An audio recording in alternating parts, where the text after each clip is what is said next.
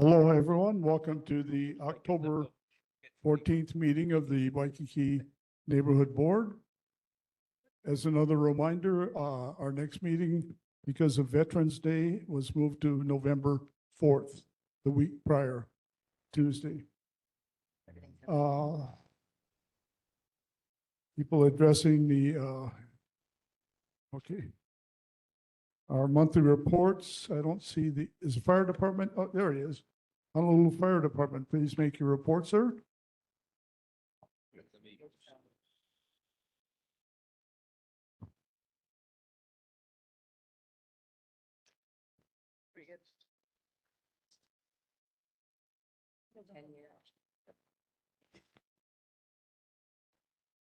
All right, good evening. Firefighter Lee from Station 7, the Waikīkī Fire Station. We have one structure fire, 4 nuisance fires, 1 cooking fire, and we responded to 13 activated alarms. We responded to 198 medical emergencies, 1 motor vehicle collision involving a pedestrian, and 7 motor vehicle crash collisions. Our safety message for this season is, with the holiday season just around the corner, please consider fire-resistant, non-combustible decorations.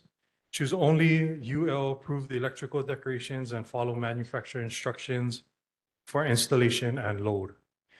Use lights that are in good repair. Always turn off your lights before leaving your home or going to bed. Do not overload your power strips, surge protectors, and extension cords, and never leave candles unattended. Secure your lighters and matches out of the reach of children. Does anybody have any questions? Questions for the Honolulu Fire Department? Members of the audience, questions? John, is that a question? Oh, sorry. Board members, anybody online? If not, thank you very much for being with us. Appreciate it. And he'll take the report. Next, we have the Honolulu Police Department. Lieutenant.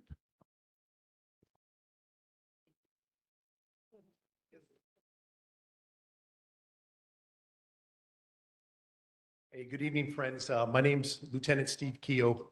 I'm the Night Watch Lieutenant here in Waikīkī. With me tonight is Lieutenant Steve Ono. He covers the watch during the day. We're going to cover the monthly stats together. These stats are going to be for the month of September. And when I read September's, I'll also give you a previous comparison.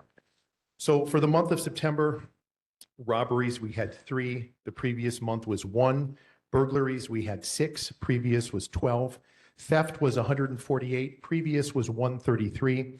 UEMVs, 7, previous 13. Assaults, 48, previous 43. Sex crimes, we had 5, previous month was 4. Bike, skateboard on sidewalk, we had 2 citations, 5 the previous month. Speeding, we gave 13 speeding citations for the month of September, as opposed to 0 for August. Parking was 2,296 citations. The previous was 2,332. Loud muffler noises, we know that's an issue. 14 citations issued to motorists in September. Thank you so much. Previous was 4. Park closures, that's mostly done by our ATV detail, if you folks see them out there. We give 34 citations and 25 people were arrested for being in the park after hour. Previous month was 74 and 22.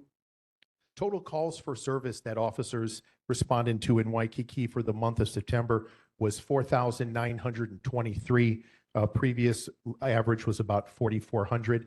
And I know that you folks like to hear the DUI stats. We had about 21 DUI arrests for the Waikīkī area for the month of September. Might have been a few more, but that's the number that Steve and I kind of figured out. With that, happy to take any questions, unless we want to close it out like we did with fire and we're good. That would be a change. John? Hi, Lieutenant. John, how are you? Nice to see you. Good to see you. Thank you. For the benefit of people in the room and you guys, been a weird couple of weeks here. We had 3 incidents of felony assaults against police officers. We had a guy in Ross with his face bashed in by a homeless guy who was declared unfit for trial 3 times. Just 2 days before he allegedly bashed the guy's face in, he was released after being declared unfit for trial crazy, but released to the street. I've been harping on this for 3 years, but everybody agrees with me, but nothing happens. So the guy got his face bashed in. Guy was attacked with a brick, attempted murder on Cohio at a bus stop. The guy who did that was released by a Big Island judge. He had 3 recent felony convictions, including assault on a law enforcement officer. The judge felt it was better for him after 3 felony convictions to go to rehab, which he escaped from, and he allegedly tried to kill the guy with a brick. And then you guys had 3 officers attacked. The first guy I know of happened at the zoo area, and he got hit with a guitar by a guy who lives in the street.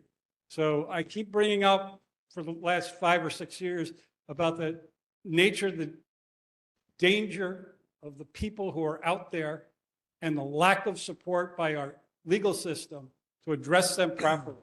Dangerous, violent, insane people, and it came back in like 5 or 6 different ways to haunt us this time around. Question to you, because we got a lot of complaints in this room and online. Oh, there's too many cops showing up to an incident. Why do they need 10 cops? Well, I think this is a good reason, right? You have all of these crazy people running around loose, and you guys got to tangle with them.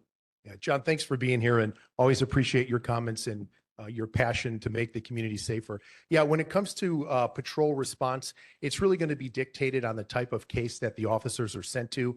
Clearly, we would like to have more presence than necessary. And then once we arrive, if that presence is not needed, then officers can 10-8 from the scene and not needed to be there. But John, you're correct. There has been a surge in assaults against officers. That's accurate. Maybe you folks have seen it in the media. Why that's happening, we could probably have a whole roundtable on that. We're just hoping that we get support from the prosecutor's office and the courts to determine how they want to navigate charges and punishment and whatnot. But we're going to keep going out there and doing our job as best as we can to keep you folks safe. And then obviously at the same time, trying to make sure we get home safe at night too. So One other, do I have time for another topic, Bob? Or, Please continue. Please continue. yeah. Citations. I just did a little study on my own of some of our top offenders, some of our superstars. 80% or more of the citations you guys write are bounced by the prosecutors. It almost seems like a completely worthless effort. Either arrest the guy or don't do anything, but these citations, they seem to be worthless. Do you feel that out there, or do you know of that? So we're going to continue to take whatever enforcement action we think is appropriate, whether that's an arrest or a possible citation.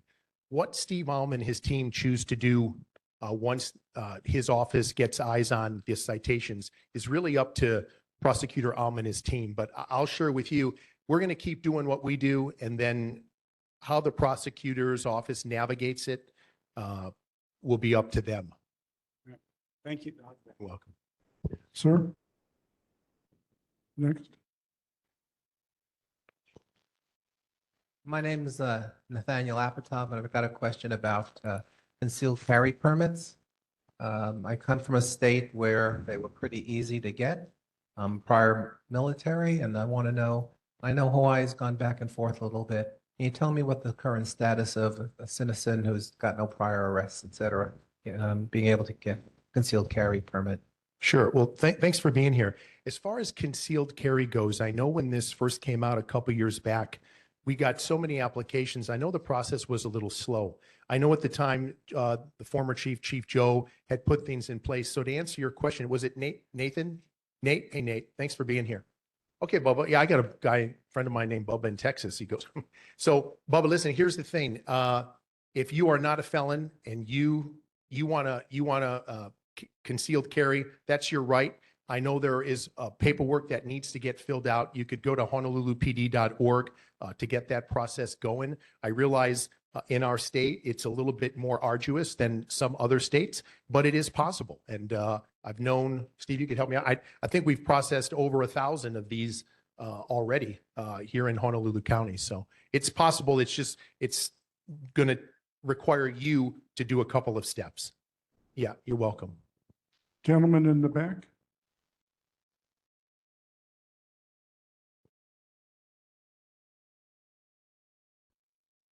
My name is Robert Sugawara, and I'm on the board of directors at the Tradewinds condominiums at the corner of Ala Moana Boulevard and Hobron Lane.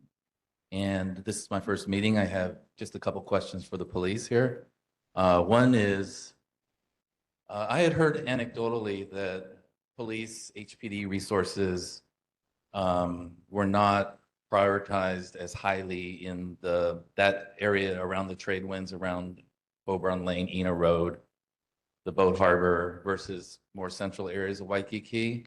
And I was just wondering if there's any truth to that, and some quick information about how police patrols resources are allocated throughout Waikīkī, if you could. And then the second question had to do similar to this gentleman's issue, is the homeless.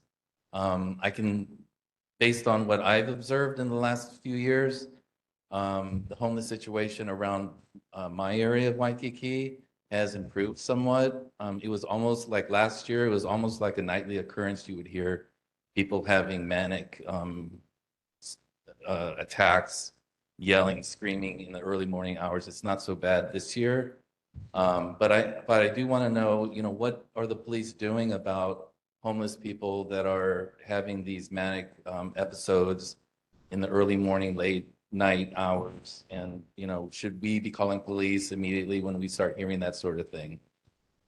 That's all I had.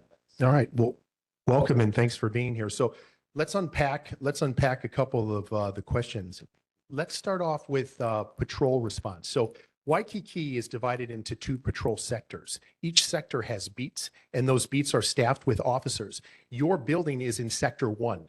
And as the nighttime watch commander, with Steve being days, we do not have a priority for Sector 2 over Sector 1. We have officers that fill those beats.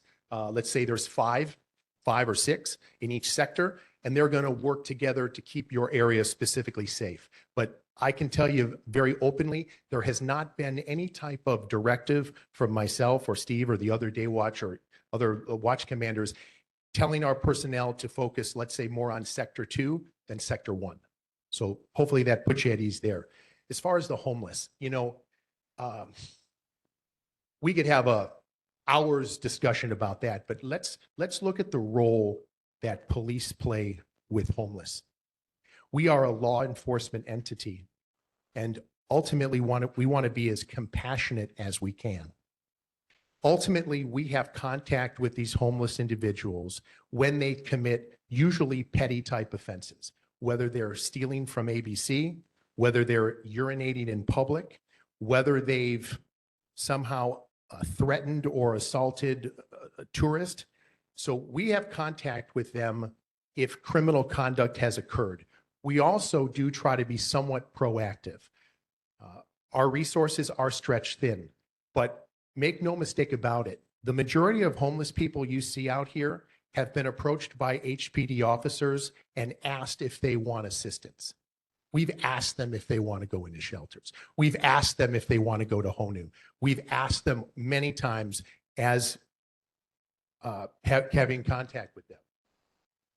As far as what we can do, if we make contact with a homeless individual and it's determined that that individual wants to harm themselves or others, then we could take them into custody and do a mental health evaluation. We could get on the phone with a mental health professional, tell them what's going on. If they give us the okay to do that, we could do that, and they would go in for psychological observations. But if they're simply doing their thing and there's not that, and they haven't committed any crime, we can't just go out there, other than the sit-lie violations, which are in certain places. We can't tell them to go. We don't have that. We don't have that level of, we don't have that as a tool. Now, if there's, give me just 1 second. I'm trying to unpack all your questions. You probably want to come back. Just give me a minute. If that homeless person is screaming and yelling and causing a disruption, right? You can't do that. You can't do that. And if the offense are met, possibly that individual could be taken into custody, possibly, but it depends. Usually some of these, there's a warning before an arrest. And if the warning is complied with, then we're good. So please. That's really helpful. Yeah. So your recommendation for people that are hearing homeless individuals screaming and yelling at 2 a.m. is to call the police and have them address it? Sure. If it's 2 a.m. and there's a homeless individual having maybe some type of psychotic event or mental health crisis, absolutely give us a call. We're going to go there. We'll figure out, it's probably going to be a co-response with EMS or fire, and then we'll try to figure it out. But, you know, we've come together, friends, many, many months, and homeless and certain things come up. We need to remember that the police department has limited abilities in how they can help the community. This is where elected leadership, that you folks choose to represent you in positions of government, that can work together to try to make a decision of how we want to navigate this. And respectfully, I see Chair Tommy Waters in the audience. Hi, sir. This is somebody who has, this is somebody that can navigate that. We basically work off of, the police department works off of certain legislation. Obviously, as you folks know, that's passed by the legislator and the city council and things like that. But thanks for being here. Thank you. Yeah. Jeff? Yeah, sir, I just want to second what you said. I live across the street from you, Trade Winds. I live in the Windsor. And yeah, the past 2 years, there's been less screaming, late night screaming. I don't know why. There's been less homeless. It's just felt safer. And I'm just making a statement. I don't know why. What, I'm sorry? It's still a problem. So it's better. I guess, so my takeaway is let's remain vigilant. Let's realize it has improved. We don't necessarily know why, but I'll work with you. But again, I'm right in that area. I've heard the screaming, yelling, and I'm on the 31st floor, so they're screaming loud. The other thing I wanted to say, and I don't even know if this is in your Kuleana, but can we get, John, you mentioned the prosecuting office is maybe not as robust, you know, or as robust as we want them to be. You guys bring in the bad people. And maybe they're not prosecuting. Is there any way I thought their numbers were going up or something. I don't know how we quantify this, but are they prosecuting more? Is there anything we can do? Can we be privy to statistics if that's a good barometer? I don't even know where I'm going with this, but it just seems like let's put the pressure on the prosecuting office to prosecute. And you guys do all the work and then they let them go or whatever. So is there anything we can do or statistics we can analyze to help this process along? Sure, that's a great question. If I remember correctly, friends, I think Steve Alm came here one time last year. I think he's been here and made an appearance. Again, I can't speak to the prosecutor's office and their staffing and the challenges that they may face and how that agency is run, but there must be something maybe on a website where you could get statistics from them. I don't know. I can't really speak to that. I'm just trying to spitball and give you maybe some options. Maybe invite Prosecutor Alm to come and talk story a little bit and just kind of see. Yeah. Thank you. Tim? Yeah, good evening. You're talking about mentally ill people, and how many times have you done interventions where you've actually called your psychiatrist or whatever, just a guesstimate in the last 3 months of how many people you've pulled in that were a danger to themselves or society? Because in the last month, I personally witnessed one woman that went out in the middle of Kalakaua, laid down in the road, cars coming down Kalakaua, didn't actually even see her. She was laying like a turtle with her legs stuck up in the air. I called the mayor on the first one and sent him videos. The second one, she did it right in front of a fire engine. And fire got out of their truck, picked her up, walked her down to the corner, and then sent her down to the church. And that's just one woman. I usually monitor Kalakaua every day, just watching the mentally ill walk by.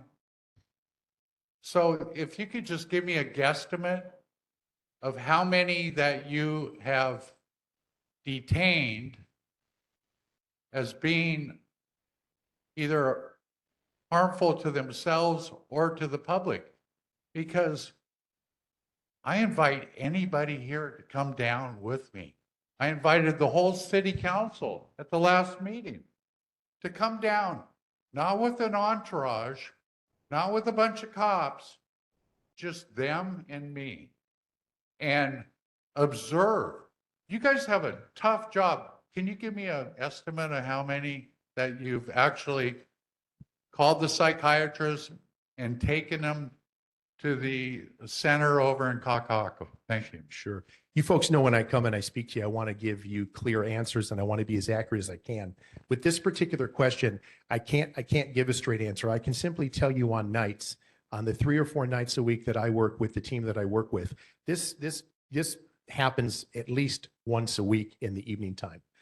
I don't want to say it's a regular occurrence, but it does happen. And usually when a phone call is made by an officer, it is more than likely going to mean that based upon the information that's transmitted, that person is going to go in for a mental health evaluation. Now, with that being said, friends, we'll take that individual to Queens for a mental health eval. That person can only be there for a certain period of time and then they're let right back out. So there is a scenario where we could bring somebody in for an evaluation. And if once they get there, they don't exhibit any type of immediate issues. And again, I'm not in mental health, so I don't know how to verbally express all that. But that individual could be let back out and could wonder if they don't have a geo restriction, or even if they do, sometimes they will, they'd come back into Waikīkī and could be right back where they were at. So, Renee? Hi, Ren. hey, how are you? Hi. Question about the bike and skateboards on the sidewalks. Is it low because you have to visually see them yourself? Yes, and I think we could all agree that if an officer is coming and somebody is riding a skateboard or bike, most likely they're going to stop doing that before we arrive. And then hopefully you guys agree with this. I do encourage my officers, especially if it's tourists riding the beaky bikes and whatnot, to just give them a verbal counseling and say, hey, team, hey, friends, you can't be riding these bikes on them. That happens quite often. So we don't want to cite the tourists for riding bikes maybe in a way they shouldn't. There's a lot of verbal counseling there. And even with locals, let's remember, they're not robbing a bank. They're more of a nuisance. So we try to give everybody a few warnings before we're taking out our ticket book. I hope you guys could agree with that. Oh yeah, we're walking over here every time I almost hit by a bike on a sidewalk. So video, nothing, or photos, that won't suffice. Sorry, I don't understand. Video or photos, will that suffice as evidence if I? So sorry, I just want to repeat your question. So you're saying that if you take videos of a person on the sidewalk and, okay, what would you do with those videos then? Like the cop would show up and you'd say, here, look at this, or what are we doing with those videos? Yeah, where could I send them to if that's valid? If it's not valid, then I'll stop. No, so let's pause for a second. Sure. I don't want you to feel that your complaint isn't Oh, no, I don't valid. feel that way. Okay, you can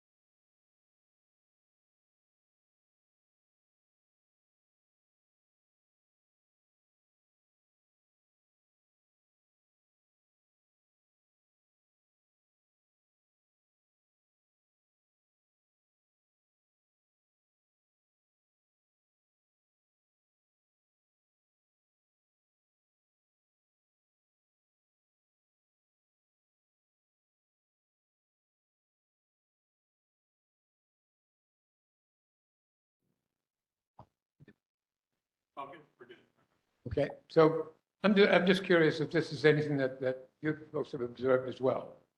I'm seeing more and more electric bikes at great speed going through So- the park.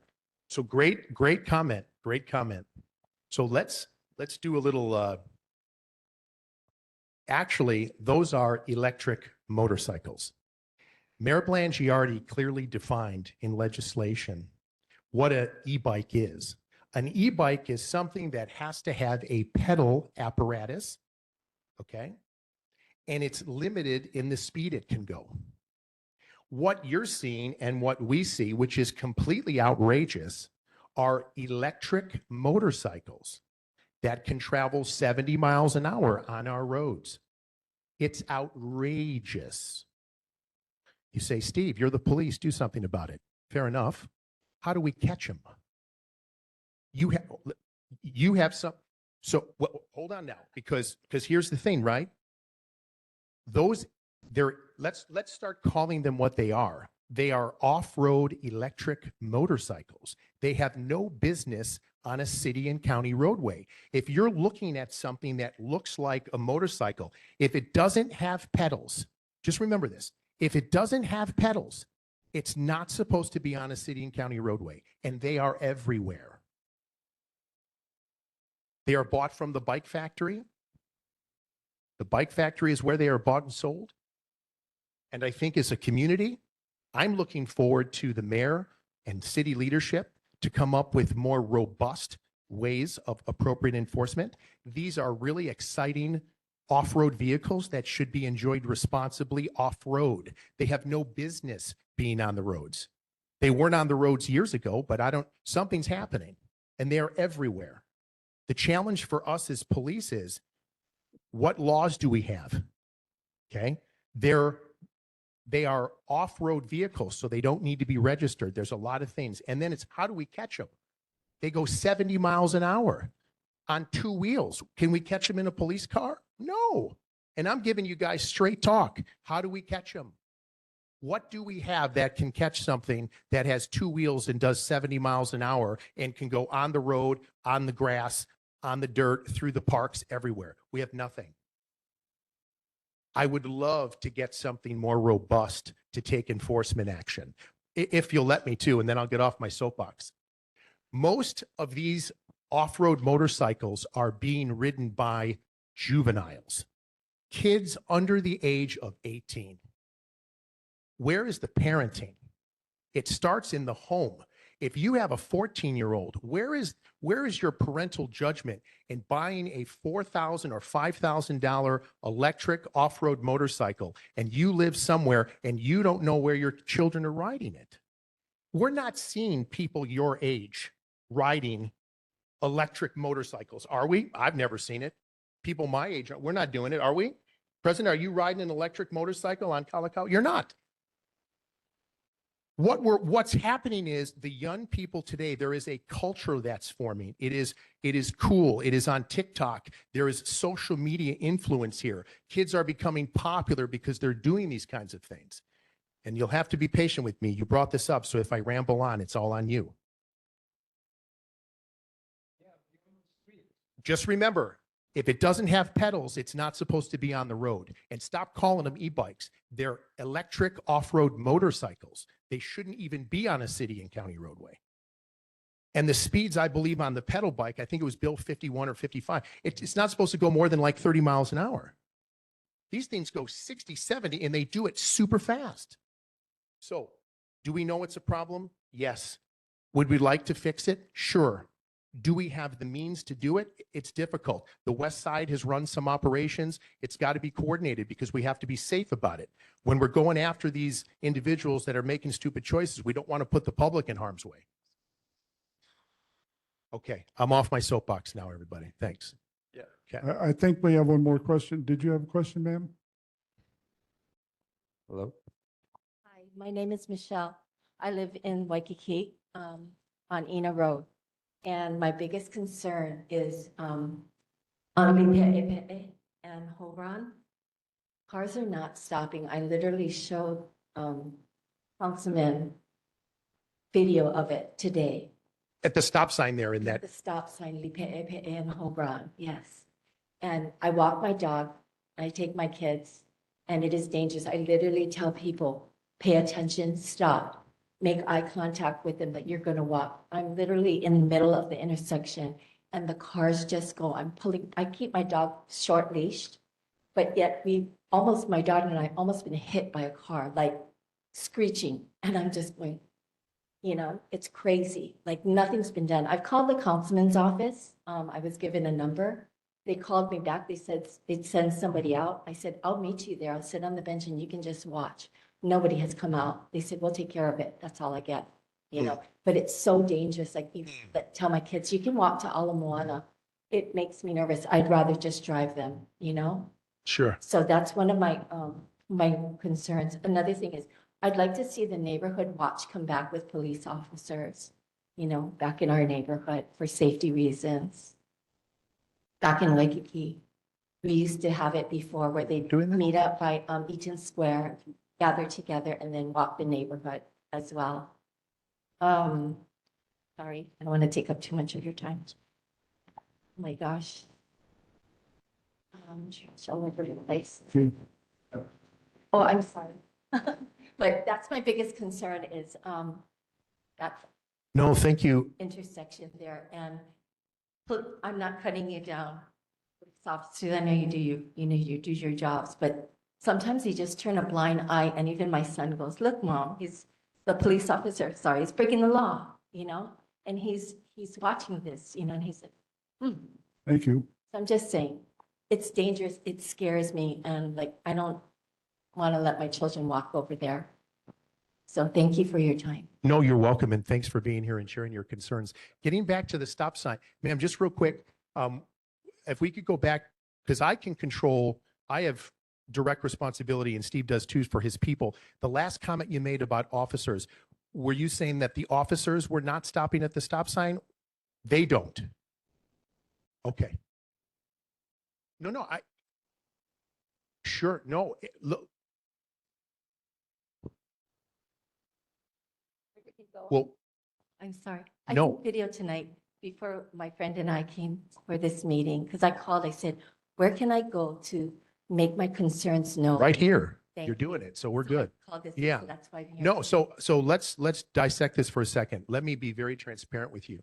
Our officers are supposed to be setting the example about how to drive on the roadways. If you're telling me that you've seen our officers run stop signs at that area, that's not okay. Mhm. Okay? That's not okay. And we have full control and we can look into that. Thank you. You're welcome. I appreciate it. Second thing is, yes, if you have a dog and your kids and you want to walk and people aren't stopping at the stop sign, I could see why you would feel some kind of way about that. We have designated enforcement times for officers to do traffic enforcement. We started that to try to make things a little bit safer with everybody's driving. I'm sure Steve and I can certainly make it a point to have the officers that are assigned to do that monitor that Hobron and Lepepe area. I can tell you that I've been in for almost 20 years, and that area, if I'm not mistaken, has been, people don't stop at that stop sign for a long time. It doesn't make it right, but that's why it stood out to me. But we can do more. How's this? I'm going to make sure our people drive better. That's the first thing. Second thing I can do is we can do targeted enforcement. Thank you. We Both can are do, issues we can there. do targeted enforcement in that area. Okay?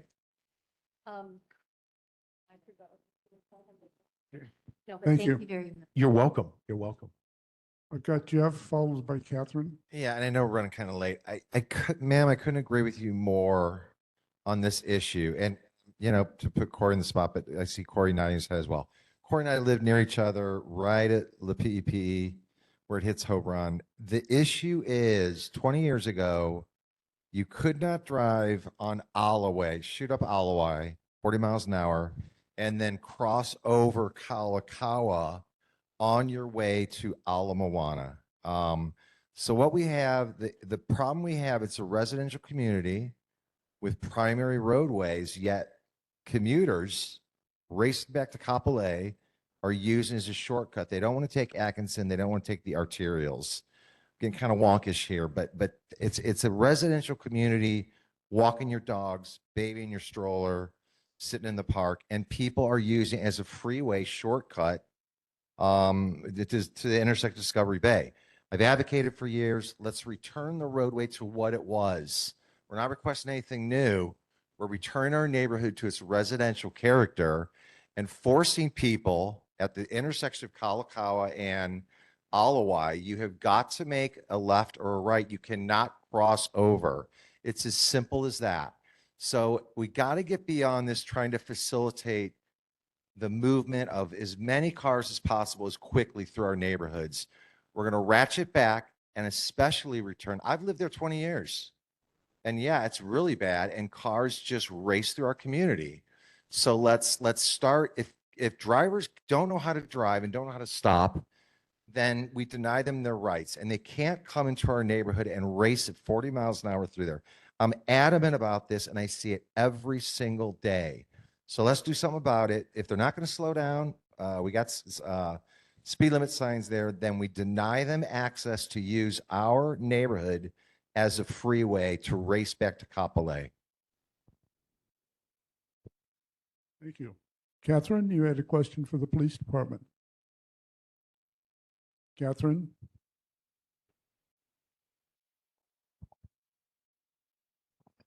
You're muted. Okay. Oh, okay. Well, cancel. Any further questions for HPD? Seeing none, Lieutenant, thank you for being with us tonight. We're happy to be here. Thanks, everybody. Thank you.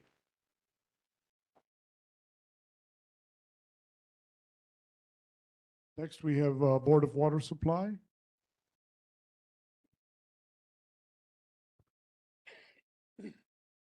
Good evening, Dominic Diaz with the Honolulu Board of Water Supply, and I will make this really quick. No main breaks last month, no current construction projects.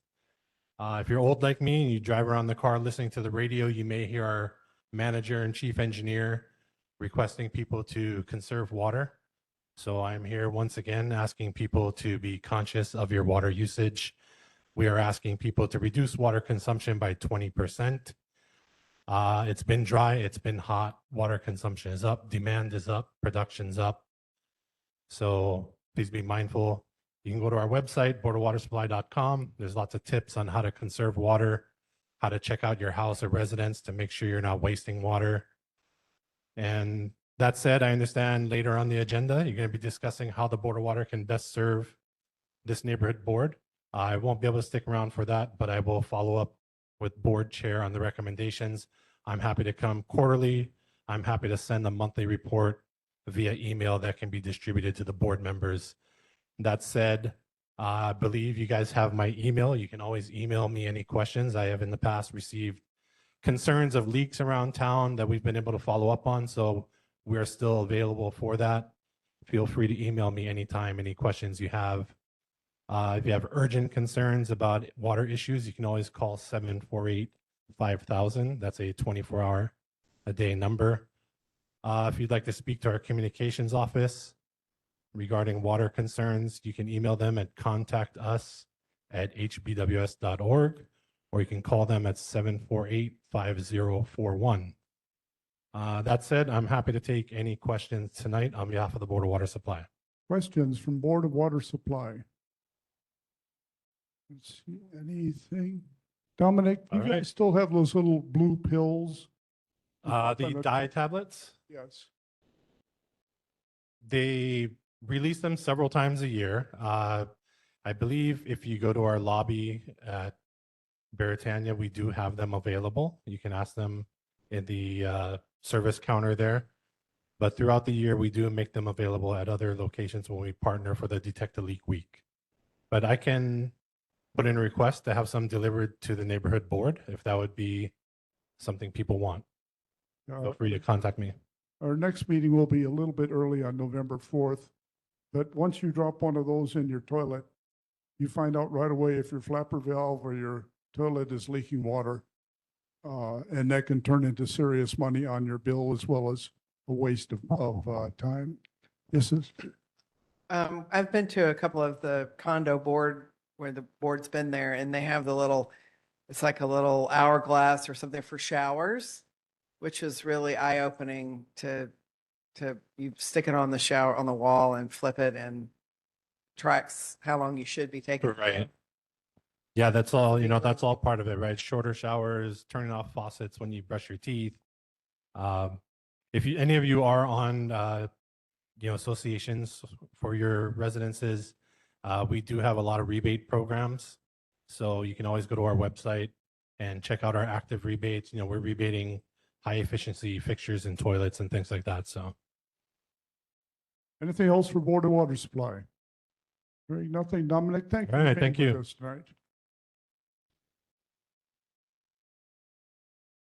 At this point, we asked citizens with concerns not on the regular agenda. Basically, it's a 2-minute process. I know this group over here has got something they wanted to brief us. Are you ready for your 2 minutes of? Okay, we have a volunteer. Please use the microphone on this side of the room.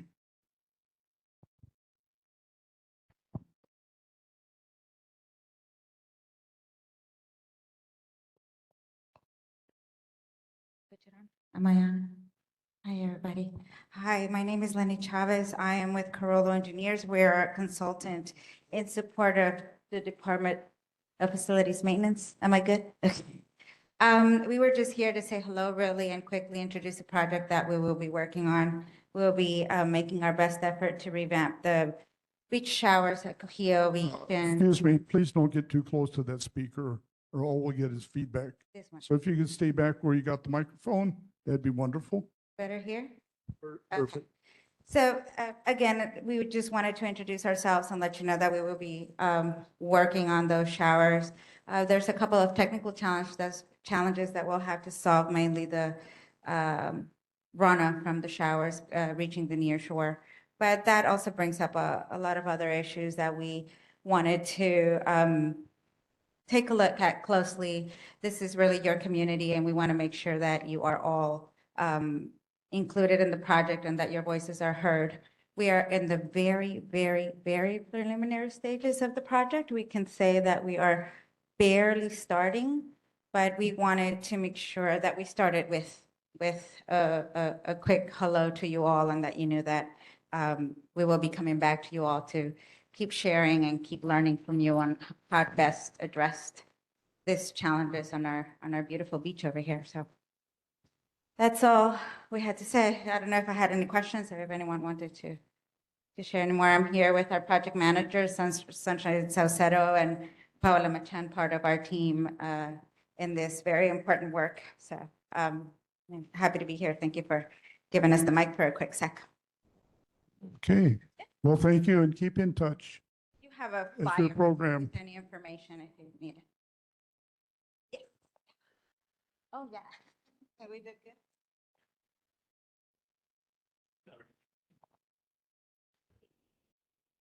Yes, go ahead, please. Hi, my name is Nicole. Sorry, losing my voice. I'm here to address the bathrooms down the street on Kalakaua and Ahua. They've been closed for 3 years. Obviously due to vandalism originally, maybe fixed and not fixed properly, but for 3 years, it's quite ridiculous. Parks and Recs has just kept them closed.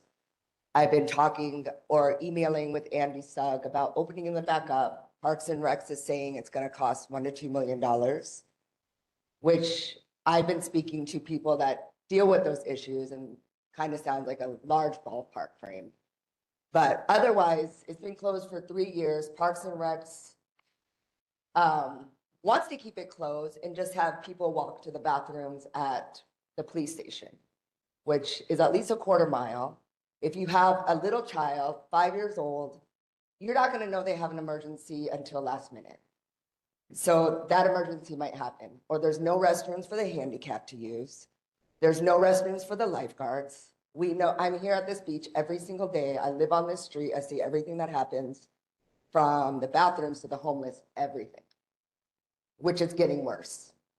The homeless is getting worse. But back to the bathrooms, our lifeguards don't have anywhere to go.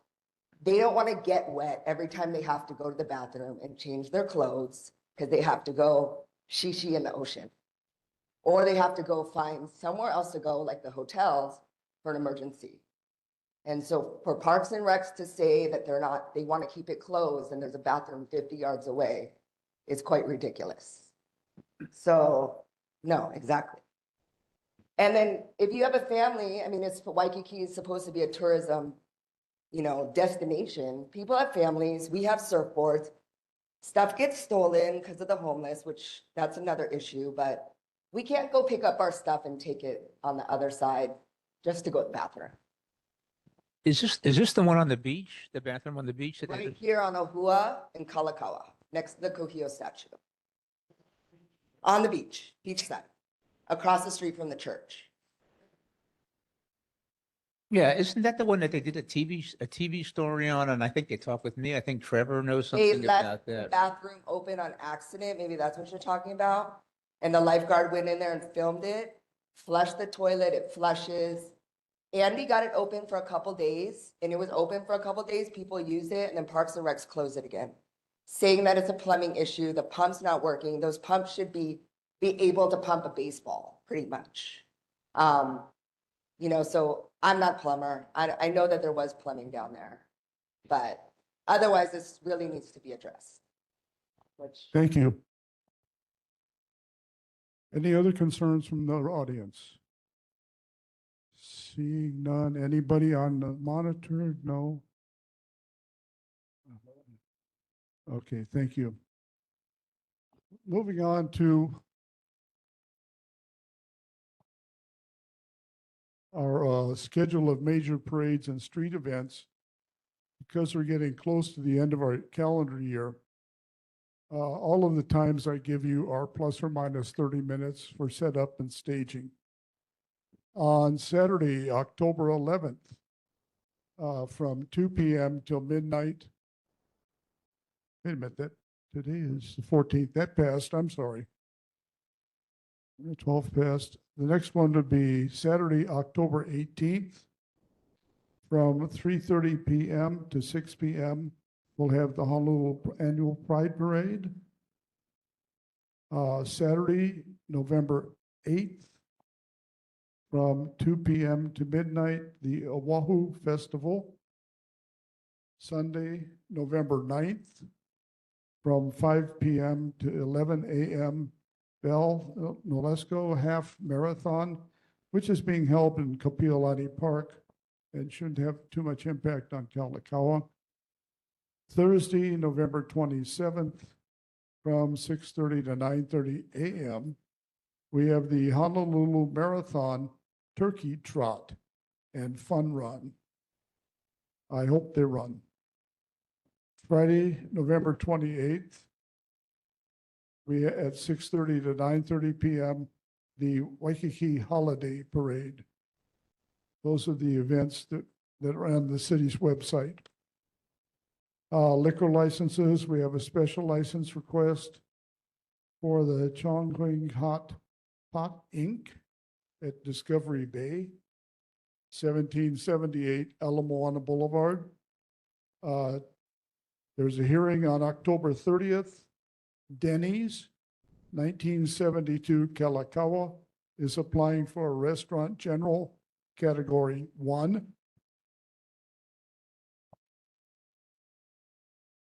Thursday, October 30th, Waikīkī Marketplace, 2080 Kalakaua, is asking for package sales where you can buy it by the bottle.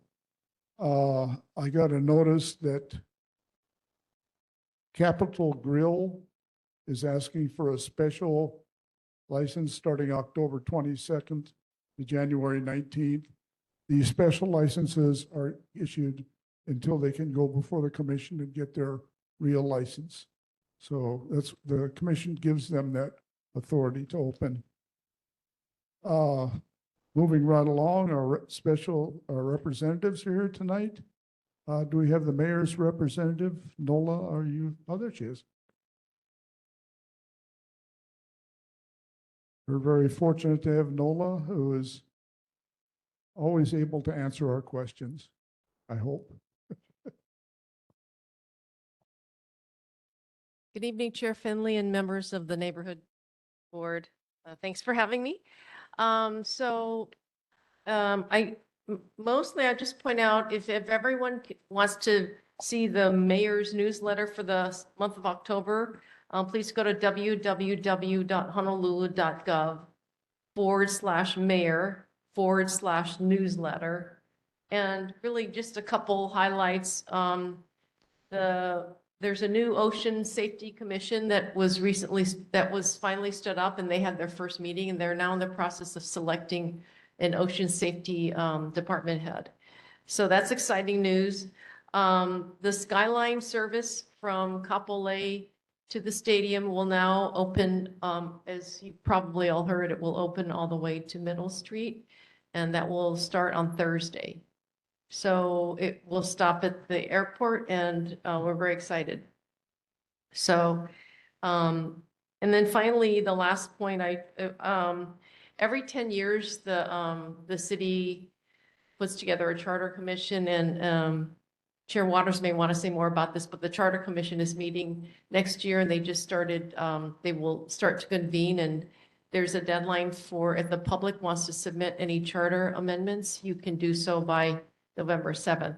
And I don't have a place where you can go, but if you go to the mayor's newsletter, it's listed there about putting up amendments for the charter commission. Okay, so just getting to the questions that were brought up last month. One of the first question was water feature repairs. Member Merce asks if the water feature next to the King David Kalakaua statue on 2054 Kalakaua Avenue will be repaired. And according to Department of Parks and Recreation, the water feature has been repaired. However, there are some electrical issues which are causing the water feature not to operate. So now they've called DFM to ask them to help repair the electrical issues. So right now there's no date, but it's on the list of repairs. Chair Finley, you asked last month if there is a city standard for how low tree branches can be. So again, Parks and Recreation, their residential code enforcement branch can issue a notice of violation to a property owner whose private tree does not provide at least 8-foot clearance over the sidewalk and 14-foot clearance over the roadway. The standard is set to match the height limitation for vehicles traveling on city or state roadways without a permit rather than a specific minimum height for trees.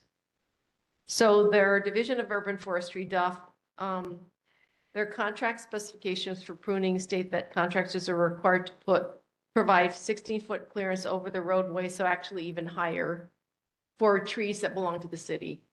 And they've updated their specifications to accommodate the higher profile of new buses, but still the minimum requirement generally is 14 feet. Tree branches, there's another question about trees. Resident requested tree branch trimming alongside Kuhio bus lane. According to the resident, tree branches scraped the roof of the double-decker bus.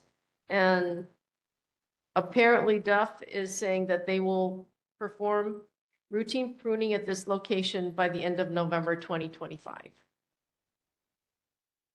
Okay, so sidewalk repair signage. Member Dorazio requested sidewalk repair signs along Lure Street near the intersection of Kuhio Avenue. He says there are no signage alerting bystanders to the sidewalk repairs. The Department of Facilities Maintenance currently the contractor is following all requirements of the contract by providing barricades, cones, delineators, and ramps to maintain access to business and traffic. In addition, when the sidewalk is closed for work shift or overnight, the sidewalk closed signs are used on both sides of the area. However, for the remainder of the project, DFM will request that the contractor add a sidewalk repair ahead sign as an additional cost to the city. Okay, another member Daniel Jacobs raised concerns about the sidewalk repairs on Kuhio from Seaside to Royal Hawaiian and asked why it's taking so long to be repaired. This was another DFM question. Most sidewalk repair areas along Kuhio Avenue between Seaside and Royal Hawaiian started demolition around July 28, 2025, and were completed by August 29, 2025. So they go on to explain 2 to 3 days of demolition, pouring a concrete base with 7-day curing period, 1 to 2 week tiling operation. And if the construction contractor was required to accelerate the construction period by using high early strength concrete and overtime pay, it would significantly increase the cost of the work beyond the available project. So it sounds as if the repairs should have been completed by now. And if not, that's what DFM is saying, that most of the repairs should have been completed by now. Okay, building plans. Member Mers asked if there are any building plans for 1661 Alawai Boulevard. And DPP responded, please place a request to DAIB. I'm not really sure what that stands for. Email dppdaib@honolulu.gov. That's one of their divisions, I guess, that are in the building plans and permitting division. It's DPP, and then it's DAIB, as in boy, @honolulu.gov. Yeah. There's a number here. I'm not really sure what this number is, but there might be a number assigned to that project, but I'll find out. I'm not really sure.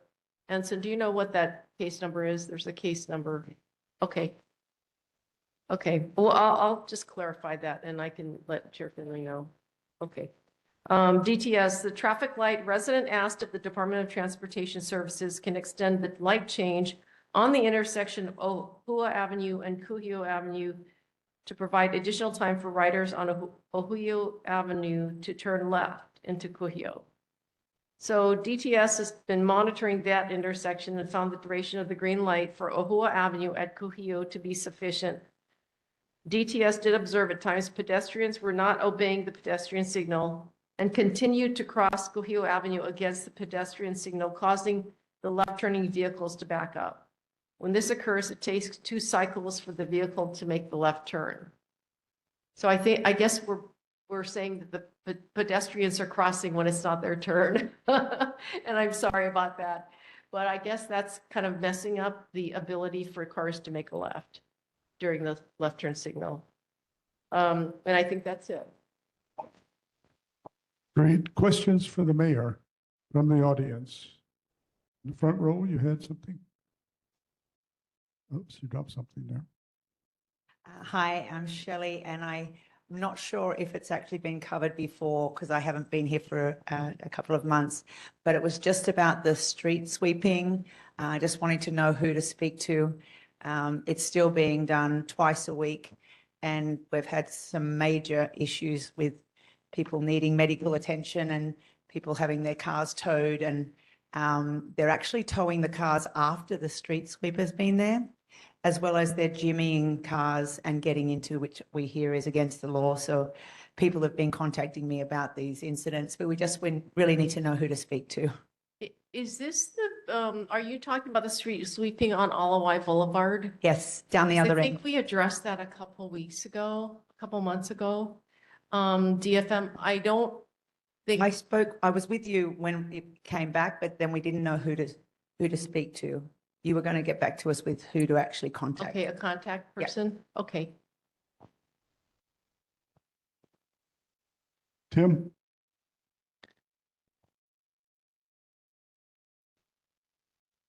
Hi, Nola. I just had one brief question. Are we considered a sanctuary city?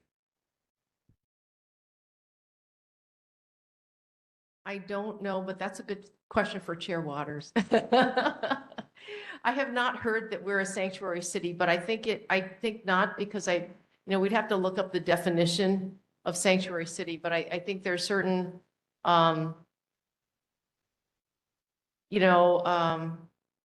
practices that are followed with respect to immigration and for sanctuary cities, but I've not heard that we are one of them, but we'll definitely double check.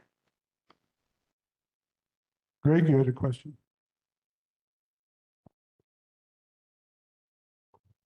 Aloha, Nola. How are you? Good evening. Just trying to pull up a photo.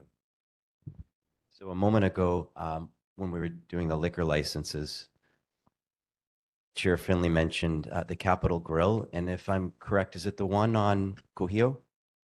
I believe it is. They just handed it to me before the meeting. Let me take a look. Okay. So I happened to take a photo of that on my way here. I walked over here today, which I walk often. And these are the stairs that we had discussions previously about people falling. I wasn't the one that originally brought it up, but a resident brought it up. This was months ago. It's been discussed at least, I think, 3 times here. I spoke on it with concerns. I brought photos before. I showed you photos. And this is the flagstone that the city sidewalk matches the steps from coming out of the Capitol Grill.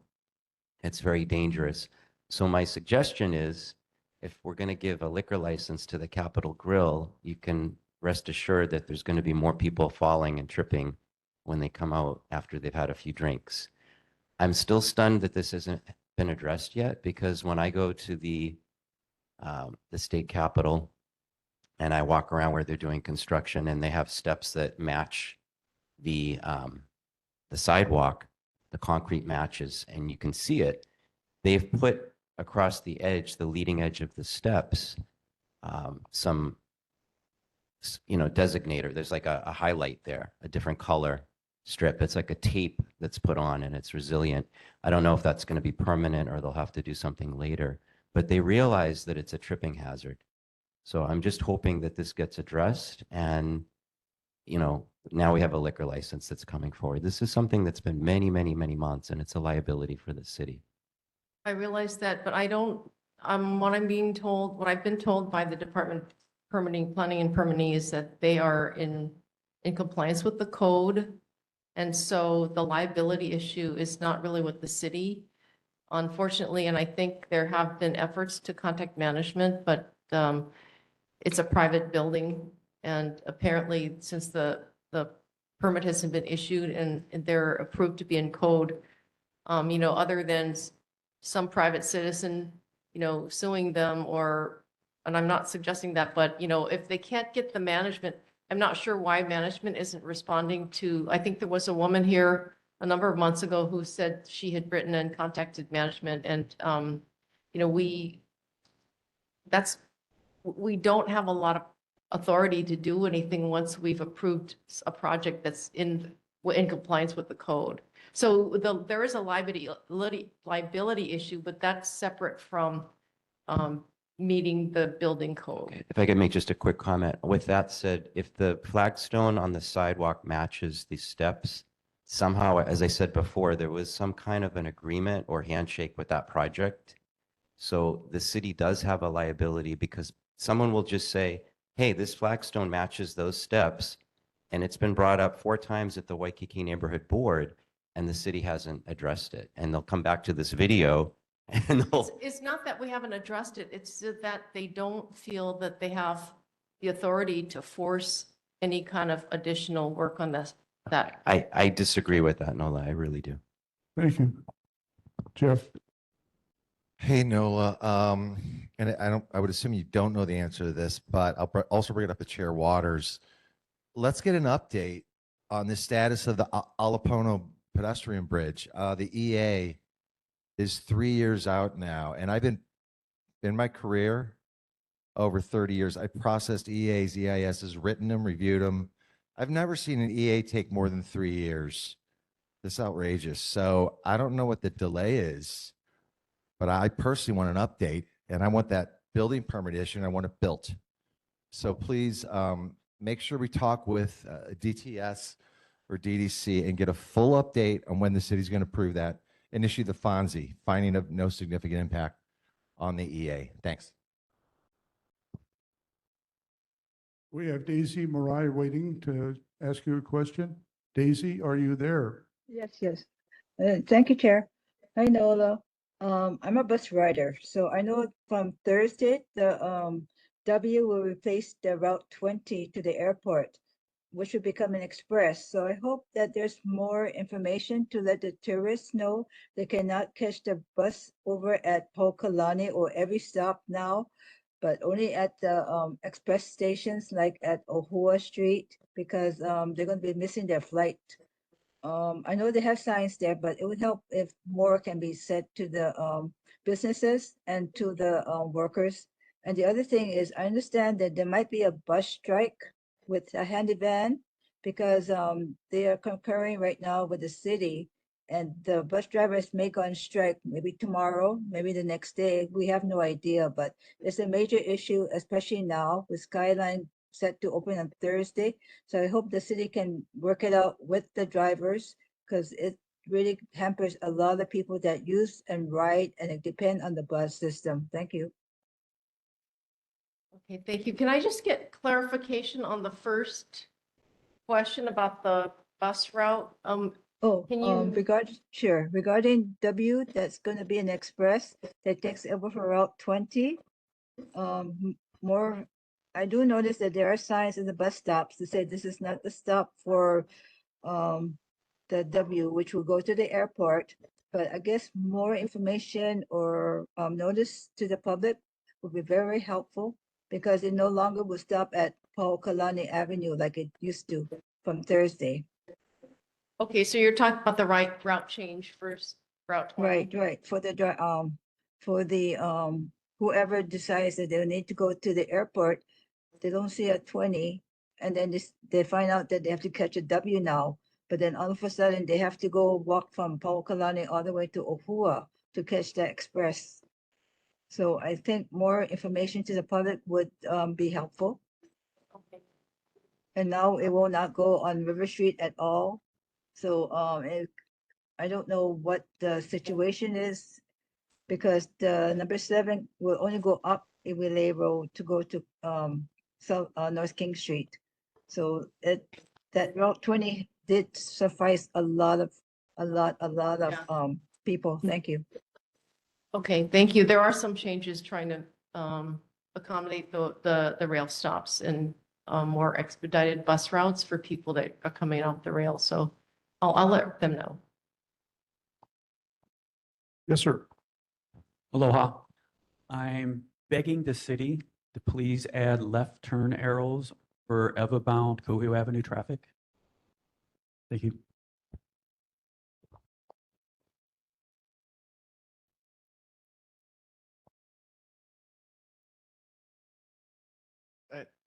Same thing, but both directions. You have, I was really hit at Walina because the vans are waiting and waiting and waiting because there are no turn arrows. There were none added when these 2 lanes were taken away. And so cars are backed up. I don't know when. I'd really like to know when they're coming to look. And it's only 2 signals that cars are waiting to get through and they're blaming it on pedestrians because there's not a turn arrow on most of the streets. So again, we've asked this over and over and we've gotten 0 answers on the traffic studies, when they were done, results.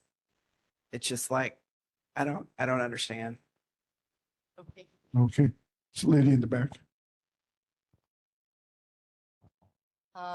Since you brought up the turning over here on Ohua, turning left onto Kuhio, I don't observe that it's necessarily people crossing the street when they're not supposed to, but it's more large groups of people. And it's became a bigger problem since they added in the bus lane, because now you can only turn into that one. But more so, there's a huge problem every single weekend when there's a block party or parade. They change the lights over here.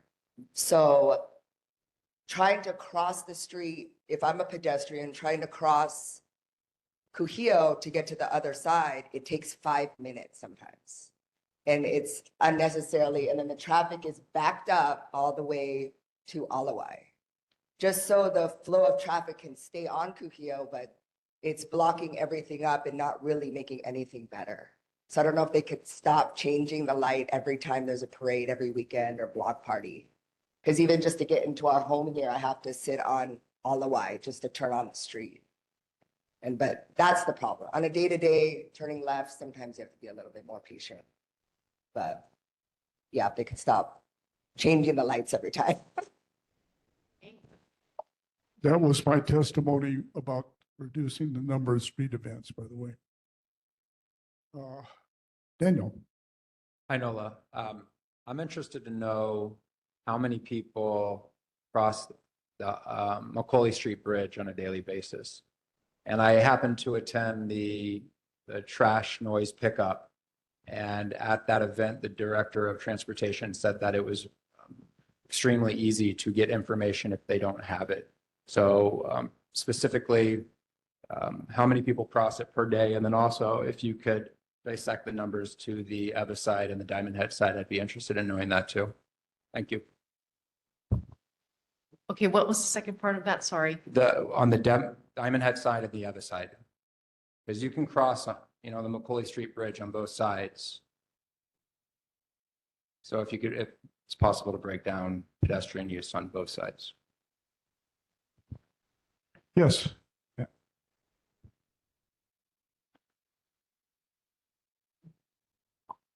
Hi, my name is Marlene Espinoza. This is my first time attending. I just kind of want to piggyback on some of the concerns earlier when it comes to the traffic there on the Epa and Hobron. I do a lot of walking up and down the Alawai. I rarely ever go, across Kalakaua or like venture into Waikīkī or Ala Moana, just because I feel like it's really safe right there in that area because it's a dead end. So really the only time I have to cross is maybe, one side to the other right there at Kalakaua. So my question is, sometimes there's bikers that like to go through there. We had the question and we had the concern of the electric bikes earlier when the police officer was here. I don't know if, who's in charge or if there would be like a bike lane that could be maybe put in that area, so that they can see that they can ride up and down. Because a lot of times when people are parked on the Alawai, and I know I do it, I'm parked there for a few days. Well, Tuesday, Wednesday, and Thursday, and then Saturday and Sunday because of, street cleaning and everything. So, and maybe 3 days in a row with cars that are parked there, they would have a bike lane to be able to go up and down. My second concern is the California stops that go through Lepe'epe and and Hobron. They kind of roll into the stop, and then if there's nobody there or whatever, they don't really, do the count and look both ways. Just now that we were coming, the lady was coming out of Eden Square, and because people were making turns, she didn't even really even bother to stop to look both ways. She just kind of turned out, made the left and went towards the food pantry. And there was no that respect, right? Like the person to the right has the right of way or whatever. I don't know if just people don't really think of the laws anymore or anything. So my question would be in that concern, is there a possibility of digital cameras that could go up maybe on a telephone pole or something? Because you can do tollway digital, tickets if somebody's rolling through a tollway that they're not supposed to, or rolling through a red light that they're not supposed to.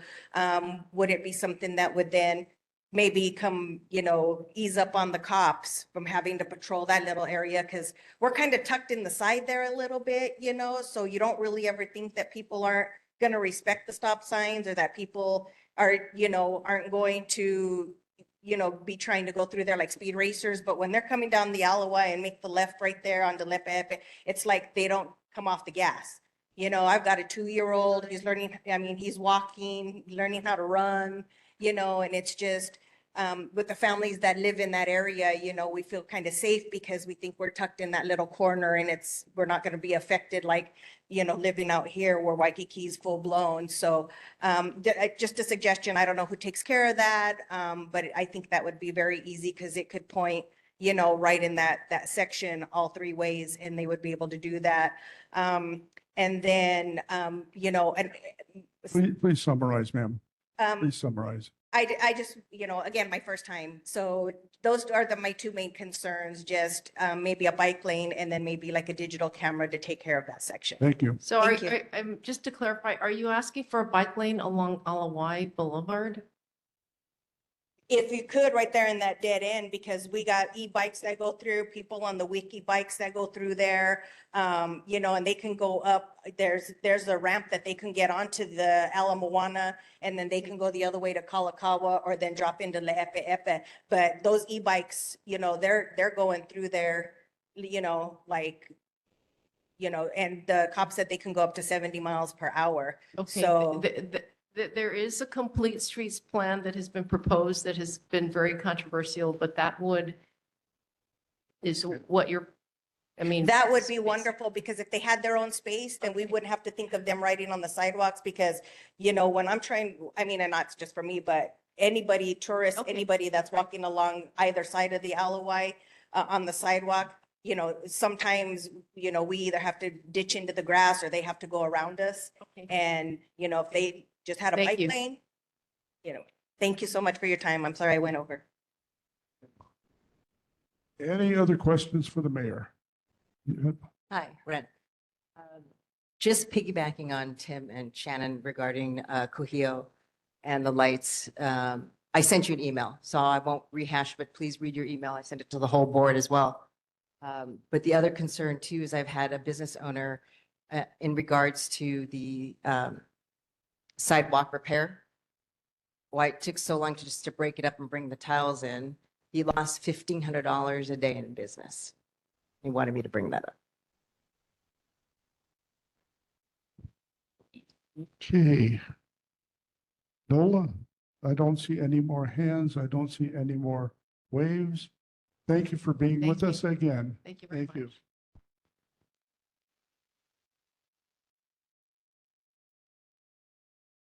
Well, we're waiting for Chair Waters. I think if you walk along Cohio Avenue, you will find every visitor and probably most of the locals violate the crosswalk signs and make it almost impossible for people to make turns without going through red lights. And I don't know how to fix that. But anyway, Chair, welcome. Well, Chair Finley, thank you. Hello, members. Good to see you all. I got a lot of things I want to talk about, so forgive me for talking fast. So first off, the city council passed and the mayor approved increasing your homeowner's exemption. So for Kupuna, it's going to go up from $160,000 to $180,000. And for everybody else, it goes up from $120,000 to $140,000. So that's good news. 1615 Alawai. Remember that building at the very end of Alawai that was graffiti? There's prostitution, drugs being run out of that place. Well, we put up a gate to try to stop that pending the RFP to get a developer to come in and build affordable housing. Well, the gate didn't work. So we finally demolished it while we're waiting for the RFP. So I'll update you folks once we get that, once we get a developer who's willing to redevelop the site. He'll be here next month. Pardon? Mark Wynn, I believe is his name, will be here next month to Give us an update. Give us the update. Awesome. Homelessness continues to be a problem, actually, island-wide. Roy Miyahira is a new director of homeless solutions. This guy is fantastic. So please email me those questions that you have, their trade winds. I'll get Mr. Miyahira right on it. Initially, when he first started, real soft-hearted guy, he tried to reach out to folks, but after he's seen what we've seen, he's kind of taken a more hard stance. And we're looking forward to solutions that he can come up with. I will tell you though, and I did want to ask the police officer this, and I'll follow up with him offline, but oftentimes people will make a call and it's disorderly conduct basically. But oftentimes you need a complaining witness. And it's really hard at night when you don't want to get out of your apartment down there at 1 in the morning in your pajamas or your boro clothes to go down there and write down a HPD 252 statement. So that's part of the problem. But if at least the police could come out there and say, hey, sir, you're causing a disturbance, please move on. And then perhaps if the person does anything more, they can get arrested. Electric motorcycles.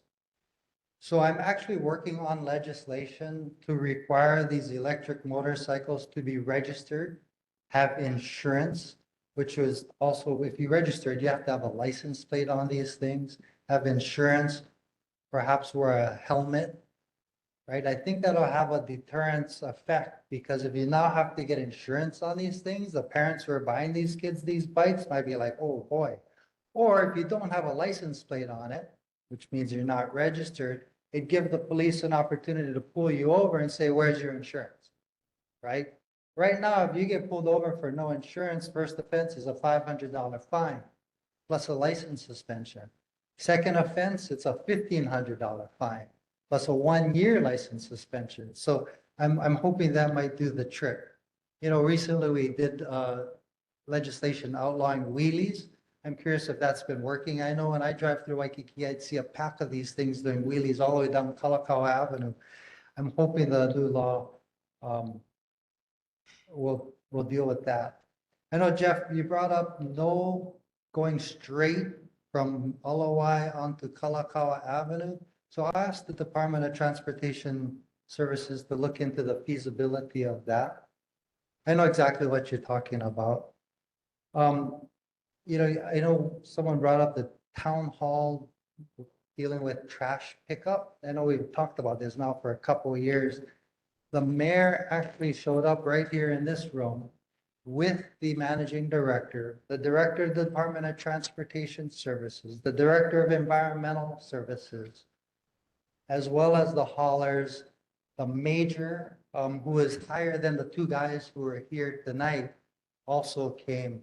So that means that the city really took this seriously, did some research on it, and determined that if we were to pass a law saying that the haulers have to come after 6:30, that would create a worse problem than we currently have, meaning that it would actually be dangerous for people to be outside walking to work, walking their dogs, or just being outside.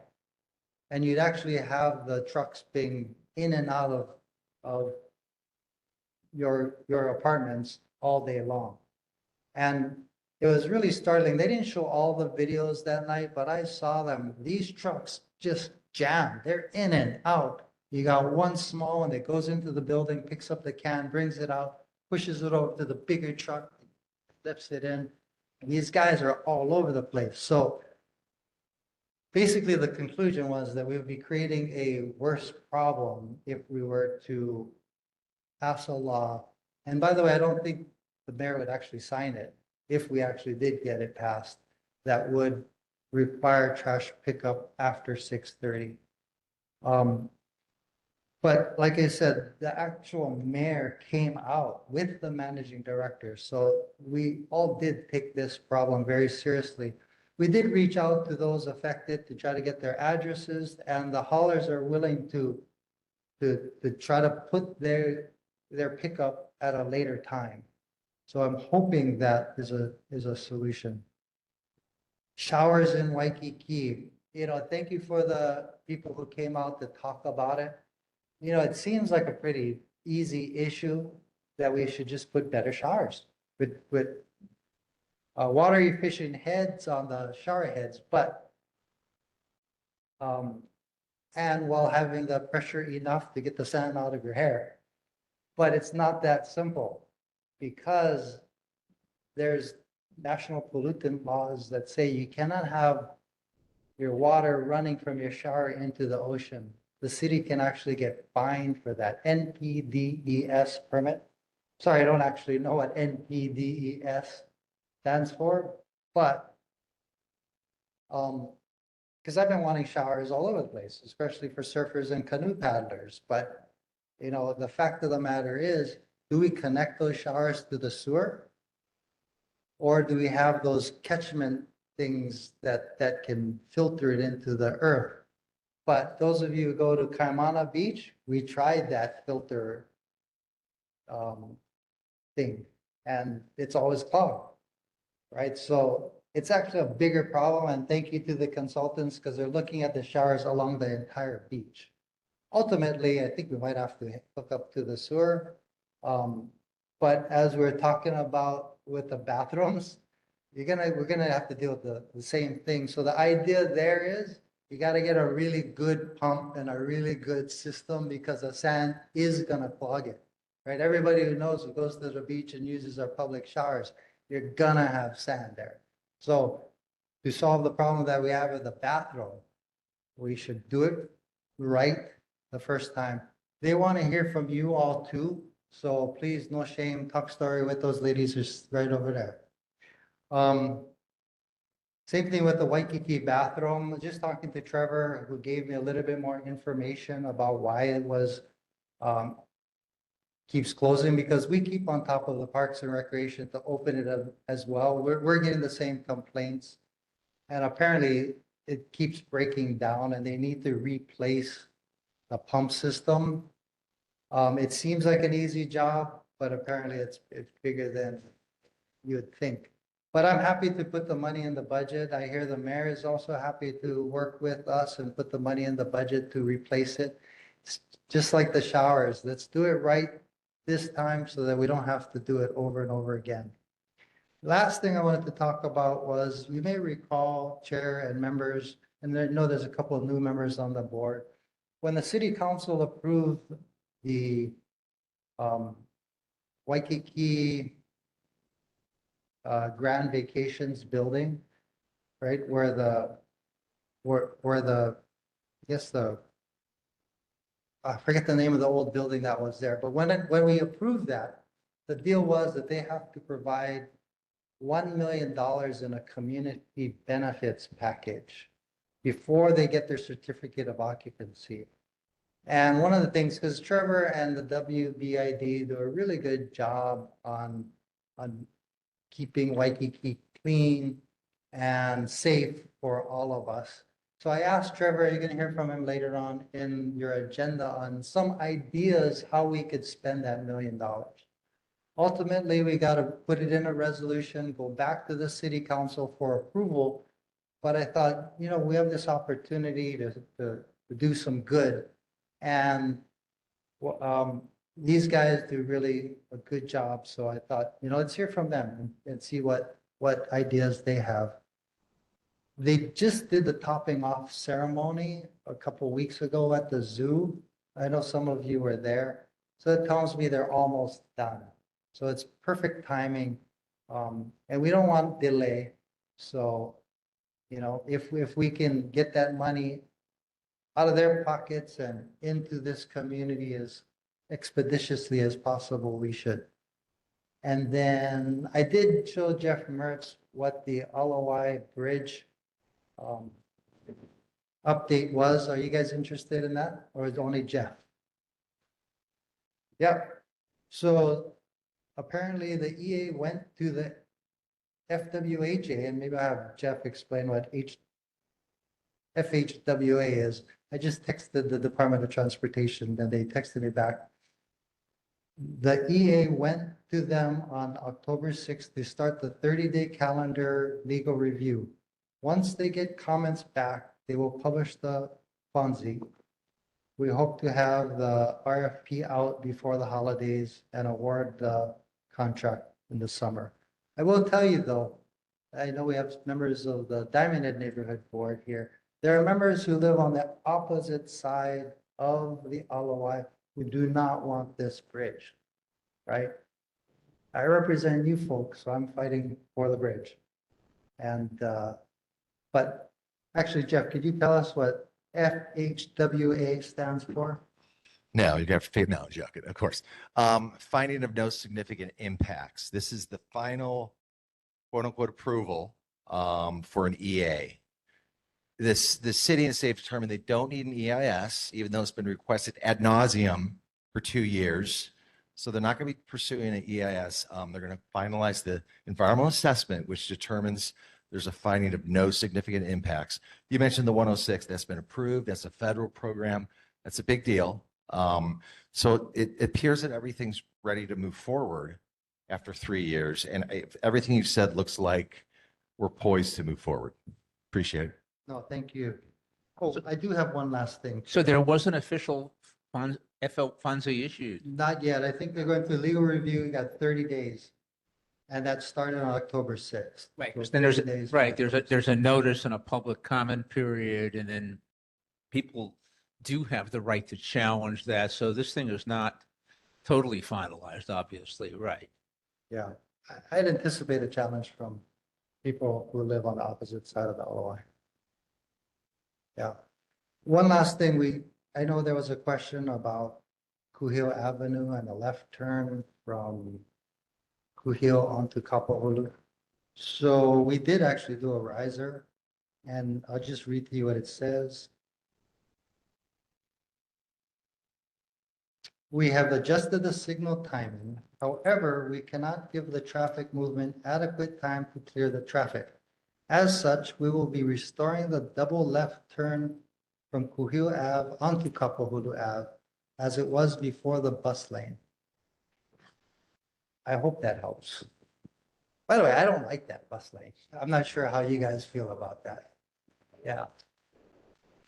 I mean, just coming here on Kuhio, trying to take a right turn onto Pauakalani, it's like, what do? Do I go around the bus? That's dangerous. Or do I go into the bus lane? Am I violating a law by being in the bus lane? So I share your concerns. Anyway, thank you, Chair. Available for questions. Any questions for the, John, we'll start with you. Greg, we'll go with you. Hey, Tommy, we talked about this briefly. I just wanted to go public with this. You're trying to pass a law that gives the media access to police activity. Prior to 2022, anybody, any member of the public could get a police scanner and know what's going on. That signal's been encrypted, so you don't know what's going on. You guys can work out the technology. I will say the police department is kind of way behind times with certain things. They call their news conferences press conferences. I think that went out in 1958. Like the Adventures of Superman, they used to call them press conferences. They're called news conferences everywhere else in the world, but we still call them a press conference. But anyway, I think what you're proposing is problematic in that the government can never be in the position to say what agency can receive public information. This was public information when we had scanners, and it's public information no matter what format you go with. So you can't say Hawaii News Now and KITV and all these guys, they're better than Hungry Hawaiian. You know, we're in a different era now. I get my news online from Hungry Hawaiian. Although they're a little rough, that's where all the breaking news is. So I'm saying that if you go forward with the way it's written, I think there's a legal issue with the government saying and anointing these credible news organizations. I really think that's dangerous, but I'm all for access 100%, but I think that's dangerous. Thanks. Oh, thank you so much. Does everybody know what John's talking about? So basically, a couple of years ago, the Honolulu Police Department changed from analog to digital on their police scanners. When it was analog, everybody had access to it. Anybody could access it. And when they changed over to digital, the new technology, they denied access to everyone. So I introduced a bill a few years ago, actually, when this happened, saying, hey, you got to give access back to everyone. Like, what are you hiding? They're like, well, we're not hiding anything. Well, give it to everyone. And I couldn't get the votes to do it because HPD got up there and said it would be dangerous to do so. Well, my argument was, if it wasn't dangerous before, why is it dangerous now? Well, it's still, people on the council were concerned. But then Interim Chief Bannock said, though, he'll work on it. Well, the next thing that happened was we got a new chief, Logan, and Logan didn't want to give access to anybody. So that kind of died. So I introduced the bill in another form, and it's currently there again. We got Chief Bannock back as the interim chief, and he's saying he's going to work with us. So what I told him was, hey, we don't need any bill whatsoever as long as you provide access. right? So right now, they're working on it. What John showed me a few minutes ago was what the fire department does. The fire department's awesome. They give real-time updates on fires. And the fire department offered the police department the same computer program that they use, the software, because they developed it on their own, in-house. I was so amazed. But HPD wouldn't take it. So HPD right now is working on a solution with the media to figure out how they can give access. We want real-time access. Right now, the debate is, should we do real-time or delayed? HPD is saying they need delayed notifications because they don't want media to get down there before HPD does, or before the media does. Now, what most media tell me, right, the main stations and the newspapers, that they know that safety is an issue and they're not going to go run down there right away and get in police way. But some other scrupulous folks might go down there and get in the way of HPD. Not saying that the people that you cite are those types of people that would get in the way of HPD, but that was the concern. And by the way, I got to get 5 votes to get this passed. And oftentimes when HPD brings up these concerns, council members will take those seriously from HPD, and I can't get the votes. So putting a limit on who can have access to this was one way to try to get people to vote for the bill. But, good point. Like I said, though, John, if HPD is able to work it out, we don't even need the bill if they provide access. But I'll keep on top of it and report back to you guys next month. Great. That was a long explanation, sorry. Greg Masakian, aloha, Council Chair Waters. You mentioned the community meeting regarding the early trash pickup, and I was here for that, and I spoke during that meeting. I had asked Deputy Managing Director Jay Aram, I just want to make sure I pronounce his name properly, if he could invite someone from DOH. And he had directly interacted with me and said he was going to invite someone. I gave him the name of the department head. Of all the people that were there, and HPD never spoke, from what I recall, they were just sitting there. There was no one from DOH. So I serve as the president of the Kukua Council, which is an elder advocacy organization in the state since 1972. And this is a kapuna issue also. It's a mental health issue. It's an issue of sleep deprivation. It's a very concerning issue that a lot of people are concerned about. And I believe you're copied on all the emails that are going back. I know I am, and some of the board members here are. So we chatted at that meeting before it started. And let me just pull up the bill number so I get it right. Well, I believe it was on your watch. Calvin Say had introduced Bill 23, or he was the one that was the author of it back in 2022. And that bill was unanimously voted as a yay or affirmation. It went to a committee. It died because some of the council members were running for office. But you supported it then. The city council supported it unanimously then. And I'm just really stunned right now that I participated in that meeting and I watched the video, which was, to me was not respective of what's going on. But this issue is a very serious issue that's not being addressed from the right perspective. And I disagree, if I could just for a few more seconds, I disagree that it's more dangerous during the day than it is at night. You've got homeless that might be sleeping on a sidewalk. You've got people inebriated walking around the community that could get hit by one of these trucks. As you say, they're zipping around in and out, but it goes on for hours. In my community, where I live, if they do it early, and it's often, it's 4:30, 5 o'clock, and it lasts for 1 to 2 hours. It's not something that's just, 5 or 10 minutes of Thank you. sound. So it's a concern. Well, one of the things that came up at the meeting, we asked, because part of the problem is they're metal cans and these forklifts are metal and then they shake and they cause all this noise. So we asked the haulers, asked the question, can you do a plastic or, hard rubber bin instead? And what we were told was that when you drop the garbage down your garbage chute, if it was plastic, it would burst. Then you have garbage everywhere. So that's why they didn't do plastic. So, one of the things I brought up to the haulers is why can't we do a plastic bin with a metal bottom? So they're gonna look into that. That is one possible solution. But I agree with you in the sense that HPD didn't talk. I did talk to them offline. They basically agreed with what everybody in the room from the county side anyway was saying, that it was a dangerous thing to have these cars zipping around all day.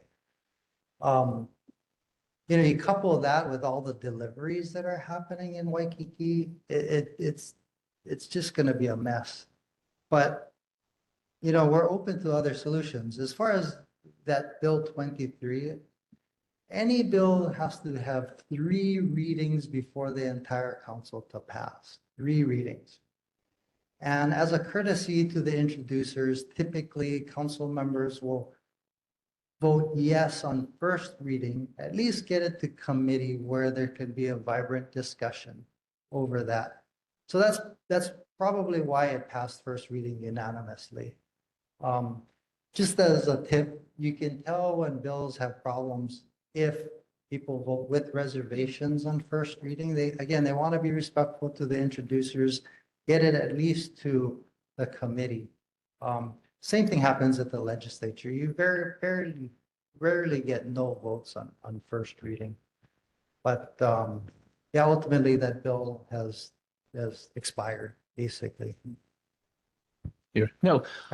So on this trash thing, I was tied up that night, so I couldn't attend the meeting, but I was one of the first guys to support back when Carlino was here and things, and this board has been very clear about our position. So I believe what you're telling me, but honestly, I'm not sure I buy that analysis that they're telling you. I have a really hard, this seems like an extremely self-serving analysis, if in fact that is their analysis, that somehow it's more dangerous if they do it later.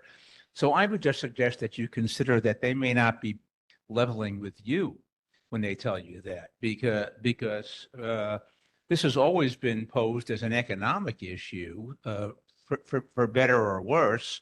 And also for better or worse, I'm still on this email list from a bunch of people, and I get about 10 emails a day from a variety of people. And somebody was suggesting that now these people are coming like at high traffic time when people are picking up their kids from school and are coming home. So, and the thought was that perhaps they were trying to do this analysis at a time when it would look as bad as it could possibly be. And so if in fact that's true, and that's what, I don't know if that's what they're doing or not, but it certainly could be. I just don't buy the idea that unless they come at 2 in the morning is somehow the best possible solution we could have. And so if that's what they're telling you, I would just say, I would suggest you approach that with some skepticism. Well, it wasn't just, thank you. It wasn't just the haulers who were saying that. It was actually the Department of Transportation Services.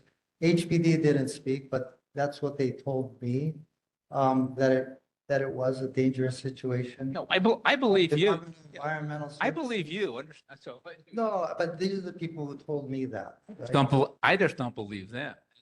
Well, again, these are the Department of Transportation, the Department of Environmental Services, who, by the way, have nothing to gain from this. So I can see your point of view from the hauler's perspective. I believe the haulers, yes, right. I mean, I think that's baloney. I mean, and so that may be what they're saying, and then the Department of Transportation is saying, well, that's what they told us, and you're saying, well, that's what Transportation's telling me. So it kind of goes up the chain that way. I'm saying I don't believe the analysis in the beginning. I don't believe that if you start, unless you start at 2 in the morning, it's going to be worse.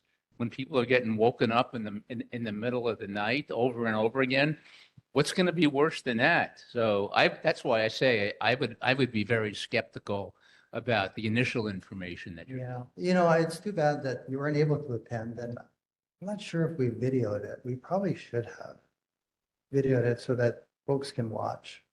The city videoed it. Yeah. They had their cameras set up and the whole thing. I mean, the actual mayor came down here. Can you imagine? The mayor came down here himself, managing director, 2 department heads, the major from this area, from home police department, which is, in my mind, pretty rare to get all these people out here. It was actually pretty well attended. Greg was there. By the way, Greg comes to a lot of our meetings at the city council, so he's representing this community well. Thank you. But I would hate to pass a law and somebody would die from the law that I passed. And that's really, from my heart, what I'm feeling. That if we were to pass that law, somebody is going to get seriously hurt and or lose their life. And I cannot, in my mind, I cannot in good conscience do that. I really, really believe that. It's dangerous for these guys to be there all day, right? So let's look at other solutions, right? How can we make it not so noisy? Like, what about electric trucks, right? Let's get the haulers to convert to electric trucks, as I talked about those plastic bins with the metal on the bottom, or somehow super reinforced plastic. Let's try to make it less noisy. By the way, the city is putting up these noise cams in Waikīkī, right? Because I agree with you guys. It's a mental health issue, I ended up moving from the Kahala Towers. It was right next to the freeway because I just couldn't take the noise. So I hear you. It's a real issue, but are we going to compromise public safety at this point? Any new questions? New questions, not old questions for them. Yes, ma'am. Hi, I just have 2 things. Firstly, the one about the bridge. I understand that there's people here who are very much for the bridge. I also know that there's people here who are very much against the bridge. I just would like to ask if we can have where we can get the notification on the process to be able to speak, because I know I went to the last meetings about it and they said all these decisions were made 7 years ago. And at that meeting, there wasn't an option to not have the bridge. There was one of 27 you could choose, but there wasn't an option for not having the bridge. And I know there's people who want the bridge, but I also am involved like you on the other side. And I know that I read through the whole thing and I didn't really see why it was so important, except for people that wanted to steal things and get out quickly. But anyway, my second thing is about your wonderful thoughts of how the community could utilize the funds for the community. And I just had a suggestion because I've come here before to talk about the kids, and I'm involved with a lot of paddling clubs and watermen's clubs. And I would love to put out the idea there of, we have a real issue with safe water access for the kids. And I run a water safety program for kids from 5 years old, and we cannot run the program at the moment. The whole nonprofit stopped because we don't have safe access to get to the water to teach the kids about water safety. So we would love to have a community centre, a waterman centre for kids to talk story, for adults to talk story, to develop the perpetuation of the waterman's culture, to have the start and finish of big races in a waterman centre down in the harbour somewhere. Other than the Aloi Community Park, I think that'd be a good spot. I did put money into remodeling the community center there because it's a beautiful community center that sits vacant all the time. But that might be an idea. That's just outside of Waikīkī, so I'm not sure that $1 million would be a good use of that. Plus, probably going to cost a lot more than $1 million. I know you're interested in that parcel that the state owns near the Prince Hotel, but that would be a state issue. As far as the bridge is concerned, folks, remember that tsunami warning that came in and people had 7 hours to get out of Waikīkī and it was gridlock. Could you imagine how you going to get out of Waikīkī when a tsunami comes? Well, you're supposed to shelter in place and go upstairs. But Garen's barbarians, people going to get in their car and try to get out. And what's going to happen when you're stuck in your car and that wave is coming? You got to get out of Waikīkī. How are you going to do it? Well, you can run all the way to Makali Bridge and go over, or you can go all the way down to Kapahulu and go over. Those are your two options, right? So, yeah, well, you can sit in your car and you're going to die, right? Or go upstairs. So, yeah, I know it's a tough issue. I go to the Diamond 8 neighborhood board too. They really don't want the bridge. But part of it is they're saying, we don't want those people over here. And that's terrible, right? What people are you talking about? I represent you guys. You guys are good people, right? I don't know what people they're talking about, right? The homeless can find their way into Waikīkī, you know, whether or not that bridge is there or not, right? So if that's the people they're talking about, but residents of Waikīkī, you know, they're good people. How many people we got? Like 25,000 people living in Waikīkī. This is where we call home. So, you know, what if they want to walk over the bridge to go to a restaurant out of Waikīkī? I don't have a problem with that, right? Now, the Department of Transportation Services is looking at maybe downscaling it from that big, huge suspension bridge. But there was a meeting that I attended, and it wasn't that long ago, where the community got to vote on, and whoever showed up at this meeting, on what kind of bridge that you like. Personally, I love the suspension bridge idea. I think it's going to look fantastic. And you as a canoe paddler should know this. The reason why I supported the suspension bridges so that canoes can go under and back and forth, not inhibited by poles everywhere, right? So hey, I paddled in the LOI. I know what it's like when you got to go over under the Makali Bridge and you got canoes coming in both directions. It's dangerous, and you don't want to flip your canoe in the LOI because you might catch one disease.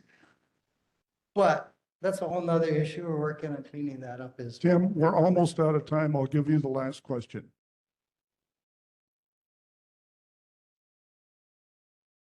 I watched you this morning at a committee meeting, and I share your frustration with lapsed funds. And like you said this morning, you've been doing this for 6 years. And I didn't appreciate the administration's answer on that. Second thing, I asked the question whether we are a sanctuary city or not. We're not. This is to the state people also. According to estimates, there's 30 to 45,000 people here illegally on Oahu. It's almost 4% of the population. The mayor has a housing shortage, emergency proclamation. We need 25,000 units. The city's looking everywhere for units. Why don't we just get rid of the 30 to 45,000 people? Then we don't need to build anything and clog up everything else. It's an easy fix. I contacted Washington. I spoke to the White House. They're going to put you guys under the microscope. And that's for federal funds that are going to come into the state and the city. You need to get rid of the people. I know ICE has been doing it, but there's such, I don't know, opposition to it. So I just wanted to fair warn the Senate, the House, and the City Council that the White House is looking at this. That's almost 4% of the total population of Oahu, is illegally here. Thanks, Tommy. Thank you. Thanks, Tim. Just curious where you got your numbers from. I'd like to see that, but, Chair Waters, thank you for being with us tonight. I know we've had some equipment technical and stuff. Thank you. Senator Moriwaki. And we,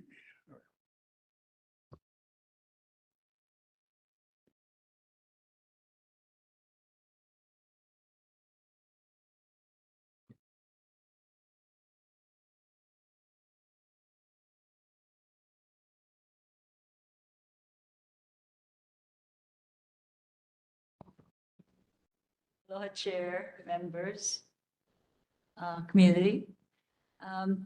What I want to thank people who answered our survey. It is closed and we are now in the process of analyzing it. We look at these survey results and developing legislation for the coming session. Alex Ozawa, my legislative coordinator, is here. He's here sometimes instead of me. He's here also to look at kinds of legislation you do want, and we are working on it right now.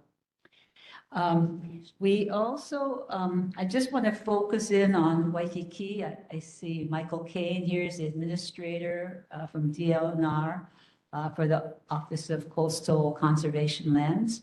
He's going to talk to you about their projects on Waikīkī Beach. We also had an appropriation for $5 million to do planning and design for the whole of Waikīkī Beach, looking at innovative solutions. The Office of, the Office of State Planning and Sustainable Development is administering the program. They're working with the University of Hawaii Community Design Center, planning a colloquium sometime in February. I hope all of you come. It will be bringing in people with innovative projects that are looking at nature-based solutions for our coastline. So keep tuned to that. I just also want to mention, we've been working for about a year, a little over a year, with the city and the state agencies, the City Department of Facility Management, Maintenance, and the HPD. And for the state, the Department of Land and Natural Resources, Department of Transportation, and also Department of Health. We're looking at people dumping and people illegally in the culverts. So we've been really focusing in on enforcement. The city and the state are collaborating so that, you know, right now, people have loopholes and they can stay under the culvert and nobody can get to them. So the state has closure authority under their unencumbered, but not encumbered lands. The city has no closure authority. So a bill that we're drafting now is with the city getting closure authority so they can close it down and then go under the culvert and get all those people who are living there that you see all the time. So that is one that's a positive step forward because it's now the state collaborating with the city to now address all the loopholes that are there in enforcement. So that's number two about Waikīkī and Honolulu. Let's see.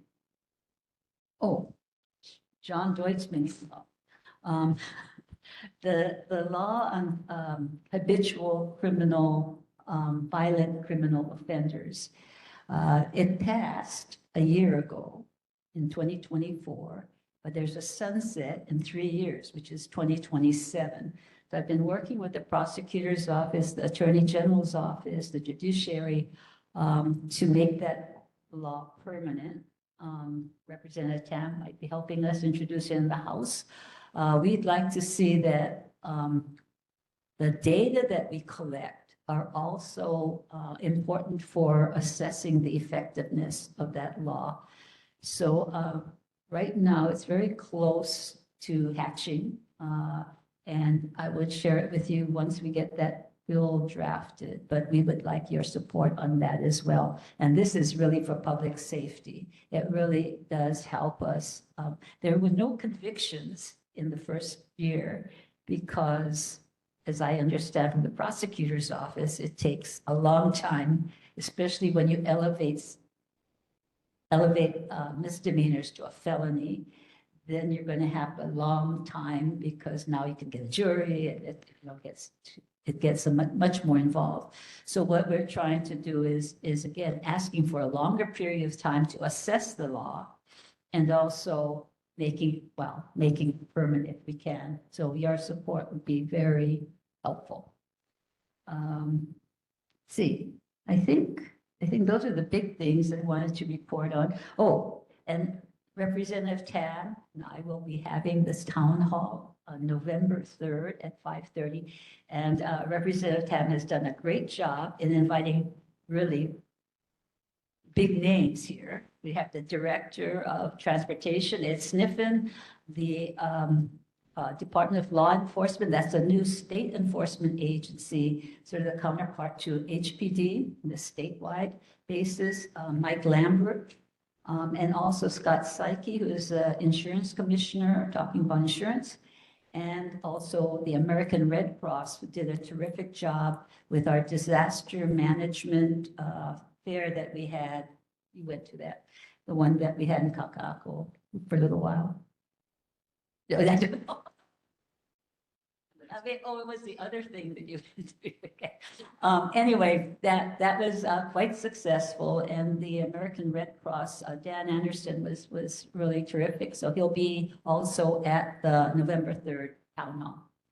I think that Kupuna Caucus. I co-convened the Kupuna Caucus. I'm the state legislator, and Representative Chun is the House legislator. We are collecting proposals that support the Kupuna. We take 5 bills forward as part of the Kupuna package. So if you have any bills, let us know. Alex is there. He helps us with the coordination of all of the programs for the Kupuna Caucus. So is my report. Any questions? Questions from the senator? Yes, ma'am. Shelley. Oh, we don't have a number yet, right? No, it's going to be a new bill, but we'll find out when you get it introduced, which will be the beginning of the year. I'll have a number, but we will let you know for sure. Thank you. We need everybody's support on that bill.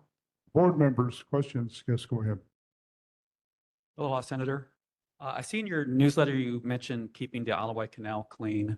I just wanted to invite you and anybody else in the audience who wants to attend. We're going to have a climate change environmental issues forum in this room on Friday, October 24th from 5 to 7 p.m.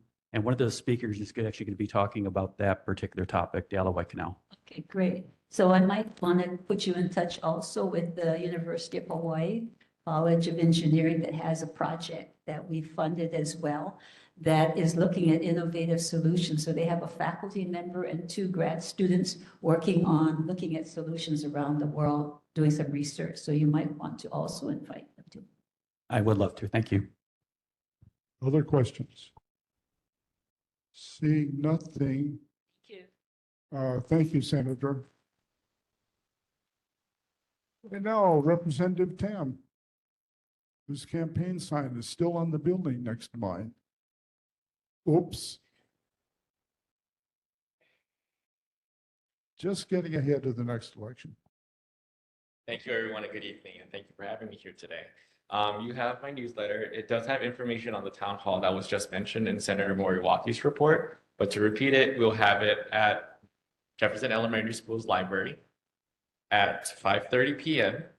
And we have invited BCCA, Transportation, Public Safety, and Red Cross.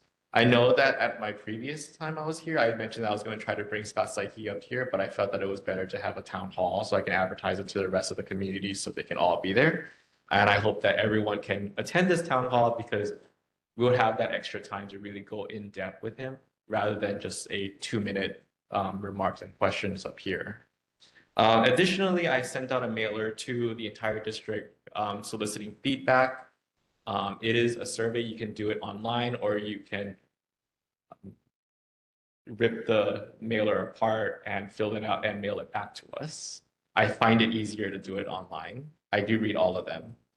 And that is my report. Oh, I also want to mention the $50 million that was set aside by the legislature for nonprofits. If you are interested, well, let me first, if your organization has faced federal funding cuts, we encourage you to apply for this because we have set aside $50 million as we have anticipated something like this happening to support many of our nonprofits that are facing challenges because of those cuts and have provided a vital role in our community. The due date for those applications is October 24th. And if you visit capital.hawaii.gov, you can find the application there. Thank you. Questions for Representative Tam? Greg, you have a question?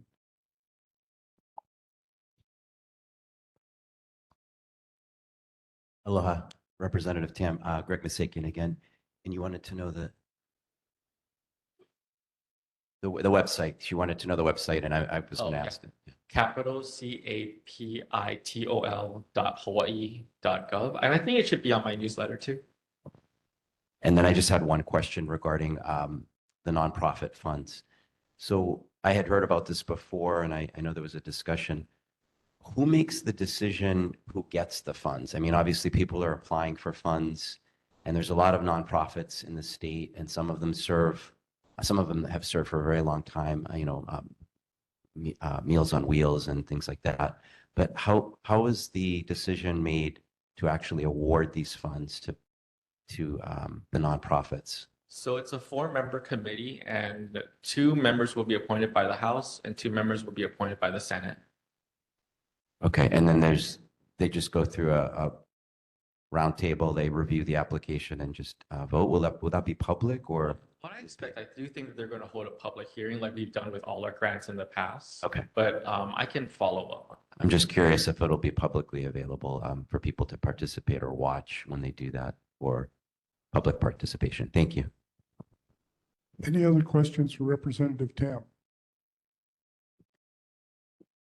It'll get hot and heavy during the session, I'm sure.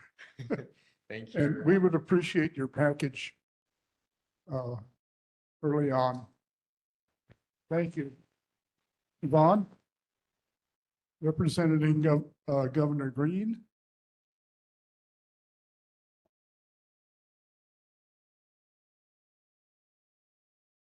Hi, everybody. So I made a little list of things. Some of them you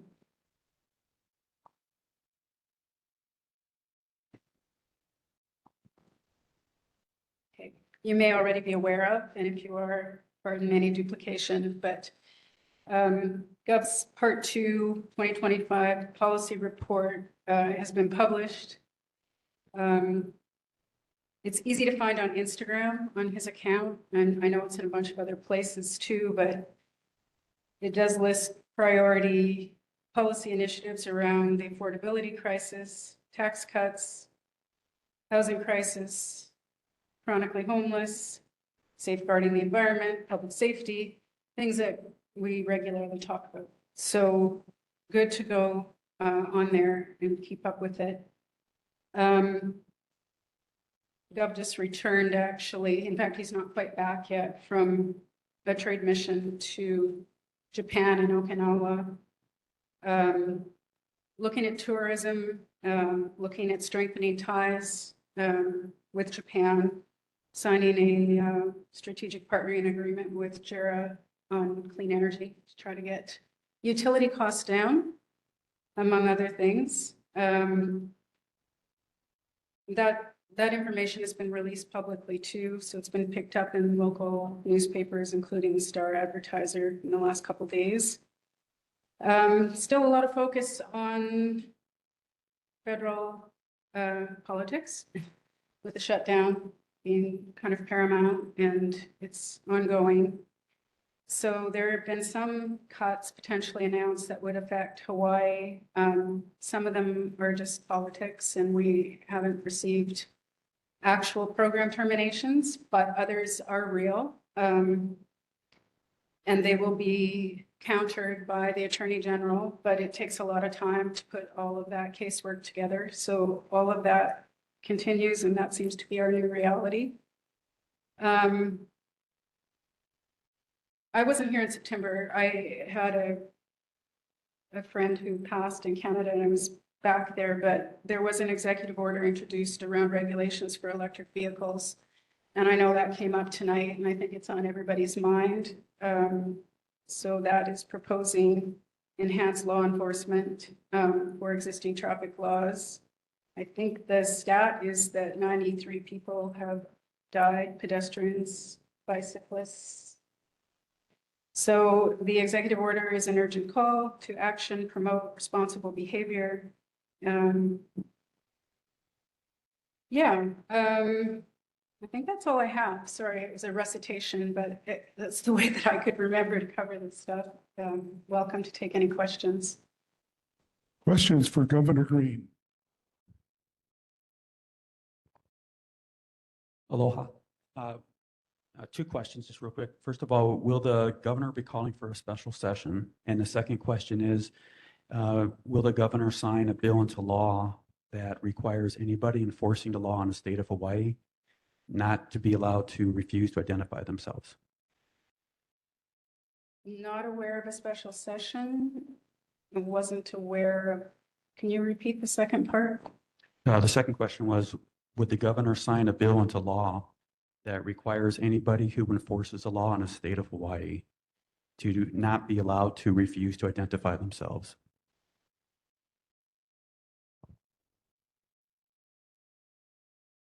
I don't know, but I will take that back. Daniel. Hi, so there was some news covering the program, I think Representative and Senator passed for the noise cameras. And the reporting that I read said that the very first camera was going to be put on H3. And that just didn't seem right to me. So I would like to know a little bit more about how that program will be implemented and how many cameras will be in Waikīkī, where they'll be placed. And then if there's any idea of like, I think we've heard a little bit about it, but because it came from our state rep and state senator, I think this board will have a lot of interest in that program as it moves forward. Thanks. Okay. See what I can find out. Anything else? Greg, you got a quick one, please? So I had one thing, but I have a comment on what member Jacob just said. So I think maybe they're afraid to put the camera in the Waikīkī area because it's going to pick up the garbage trucks on a regular basis. And that, I'm not kidding when I say that because, I'm going to make this comment because it is an issue and it was brought up. The decibel level of the trucks, the backup beep sounds and the trucks making the clanking sounds is past 90 dBA. And the representatives from both of the trash companies confirmed that, and managing director Formby agreed. So that's well above what the DOH limit is, which I believe is 55 dBA. But that could be one of the reasons why they're going to place these cameras in certain, these noise cameras in certain places. The question I really had for you is regarding the housing. So it was mentioned that there's going to be, in a Civil Beat article, upwards of 64,000 new affordable homes.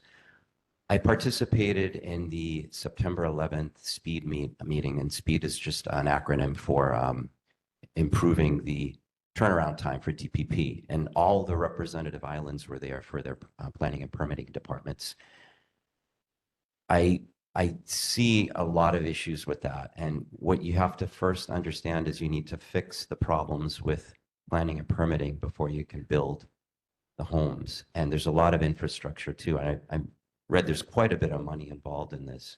So I would just like to know a lot more about that. And I would hope that the governor posts a lot more information for public consumption, because at the end of the day, I don't see this happening with the way between the infrastructure and all of the issues with the various planning and permitting departments. Okay. Thank you. That's a good point. Thank you. I just remembered one other thing I wanted to mention to you, because we've been talking about sustainable infrastructure. So the green fee that passed this last session, there is going to be public information session from October 15th to November 1st. And there's a website portal called greenfeehawaii.org. So this fee will generate about $100 million annually. So they are looking for public input on how it will be used. It's used for protection of reefs and shorelines or for other purposes. So everyone is welcome to have input into that for the next couple of weeks. Anything else for the governors? Seeing nothing, Yvonne, thank you for being with us tonight. Appreciate it. Mr. Agate, I'm down to about 40 minutes for 2 presentations. May I ask you to combine your presentation for next month?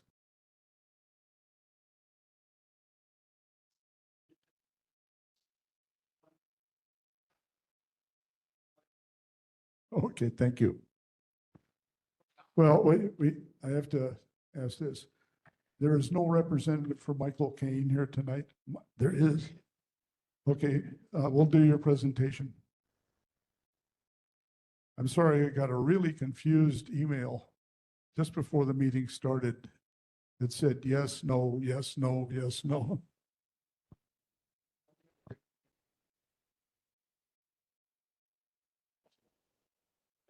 So that explains that email. You have me. So Michael Kane, I'm the administrator with the Office of Conservation and Coastal Labs, part of the Department of Land and Natural Resources.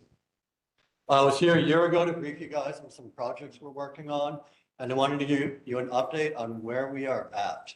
We have a number of small projects. The big projects, like the big groins, will be handled by the Department of Business and Economic DBED. I forget the acronym. Smaller projects. We are finished with mapping the contours of the sand in the Kuhio swim basins. The next step will be to level out the swimming area, bring a lot of that sand back on shore. It's become more and more dangerous. I've seen the lifeguards kind of monitoring the tourists getting swept out through the pukas. So we finished design. I hope to start that work sometime in the spring is ideal. March, if I can keep everyone on their toes. And we're working with Sea Engineering on that one. As part of that project, we want to fix some of the broken rocks between Kuhio Beach and the swim basins. There's an ugly Elko rock groin. We want to replace that with some more aesthetic, like rocks, anything that's not a sandbag. And some of the crushed walls, we want to help make the transitions between the beaches safer. Moving along, Rays Beach. We're working with Oceanit on that one to do design work, to do public safety improvements in that area. I want to fix that dangling stair so that we can reopen the Sheraton walkway. Our current plan is to create something that sweeps from the walkway down to the Sheraton. Oh, sorry. And Sheraton has okayed that in concept and remove some of the debris, broken cement in that area, and just trying to restore that beach a little bit. So that's design work. Once we know the cost, we'll be talking to the people in the back of the room for money. But I don't know what the cost will be. Our eventual goal is to restore lateral access. Unfortunately, now the Halekulani seawall is not safe and has been closed. So it's a never-ending battle. We are working with Sea Engineering on another project to do a small-scale beach nourishment plan for the area fronting the outrigger and the Port DeRussy side of that outfall groin. If you've been down there, the erosion in that area has also become critical. And we won't be able to do any large-scale work if we don't have a beach to operate out of. So again, that'll be design work. I don't know who will actually do the project. But we hope to have that design ready for the next fiscal year. Final two projects. I haven't signed the contracts, so I won't tell you who it is. We're going to look at doing some reef restoration in the channels that were dug off of Waikīkī. In particular, there was one that was dredged around 1907 to bring in a cannon. And we want to see if doing some reef restoration in that area will help mitigate some of the wave energy. So we'll model it. I don't know, but it's worth checking out. Finally, I was hoping the Honolulu Climate Action Plan would be released. I think it's still draft. One of the recommendations will be to survey the seawalls in the area. How tall they are, how big they are, who owns them. We actually don't have that data. And the Climate Action Plan, I was hoping they would present, and then I could, it sounds smart, like I'll take on recommendation B2, but I'm jumping the gun. So we have some extra money in our funds, and we will work on that survey. And that will be needed for any type of climate adaptation. We need to know what the infrastructure we have is. Finally, a message from Mary Alice Evans from the OPSD, Office of Planning and Sustainable Development. They will be putting in for green fee monies to do Waikīkī projects. I don't have details.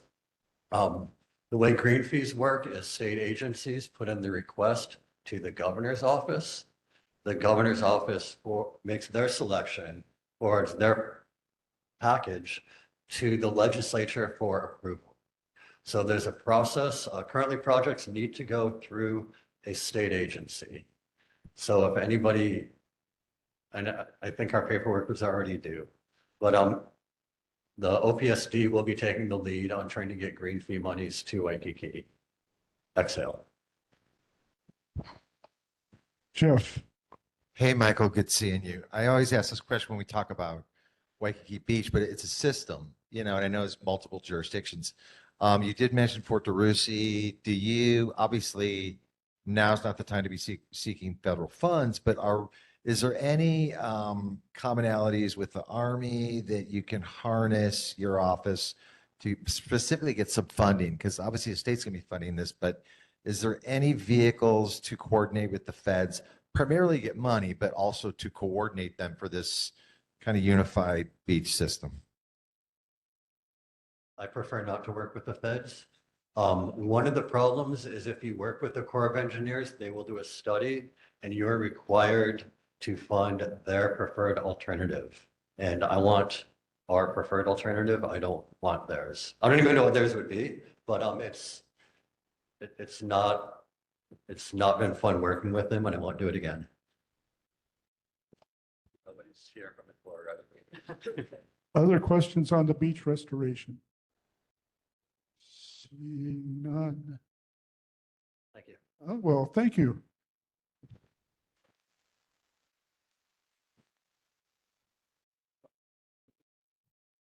Next we have Trevor. As Chair Waters explained earlier, building the new Hilton timeshare down the street, they offered the community $1 million for a community benefit. That's for the Waikīkī community benefit. Correct. And I'll let Trevor take over from here as to what a plan might be. Yeah, thank you. And thank you guys for having me. And we're really excited to talk about some of our ideas and the proposal that we sent over to Chair Waters' office and that we've gotten a lot of feedback from residents, from businesses, from neighborhood board members. And I wanted to go into it. But first, I just wanted to talk about where we started on the journey of kind of what Waikīkī kind of top priorities, what we needed. And we actually, Chair Waters reached out to us and wanted to do a community walk with Senator Moriwaki was there, HPD was there, a few residents were there. And we walked around Kalakaua, Kuhio, side streets on what can we improve, what could Department of Transportation improve, DFM, all these different agencies. But one of the biggest things that we came across was Kuhio Beach Park. And, you know, just the amount of foot traffic that is at Kuhio Beach Park, the amount of taxing that is on the public infrastructure at Cohio Beach Park. And then also too, talking to residents that are in this room of, a lot of the different habitual crime goes on at Cohio Beach Park or stems from Cohio Beach Park. So what can we do with a generous donation, through their permitting process with Hilton Grand Vacation, that they're going to give $1 million to Waikīkī? And, you could think 1,000 ideas of how to spend that money, but what are those top priorities that we could say, okay, this is going to be well worth the investment for, again, the residents, the community, the visitors, the businesses. And if we go to the next slide too. Well, while he's loading up the next slide, I just want to talk about some data that we looked into in terms of what is, again, best for the community. And we looked at where is the most, again, foot traffic, but where are the residents going in Waikīkī? But not only Waikīkī, but throughout the state, throughout the island. And Cohio Beach Park, a lot of people have this misconception that, oh, it's only for tourists, right? Only, tourists are the only ones using it. But in fact, they did a cell phone data they took. So where your area code was from and who is frequenting the beach. And 83% of the people that go to Cohio Beach Park, and again, it's counting multiple times, like I know we have Nicole in the back that goes every day. 83% of those touch points that are using the bathroom or using the beach are residents. So we think investing that money in Cohio Beach Park for the residential community, but again, from the investment side of the tourism perspective, is worthwhile. So if we go to the next slide. We kind of wanted to break it down into like a 5-step process of what we would recommend using the money on. And first would be on the infrastructure of like irrigation and the beautification side. As you guys probably walk up and down Kalakaua, a lot of those grass mounds have died and there's no more grass, right? And it's not necessarily a negligence from Department of Parks and Rec. They're out there, they're trying to fix it. It's, again, that whole piping infrastructure underneath the ground where that's why the bathroom's breaking. That's why we're having issues with the showers. But again, the irrigation as well breaks all the time. So what can we do from a long-term solution perspective to make sure that we don't have these issues anymore and we nip it in the bud? So these are just some photos. I'm sure you guys have all seen it of what the irrigation or what the landscaping currently looks like, again, in one of our most frequented parks in the state. If we go to the next slide. There's a couple more here. Here's another one here. We'll just keep going to the next slide here. The other one was on the cement picnic table area.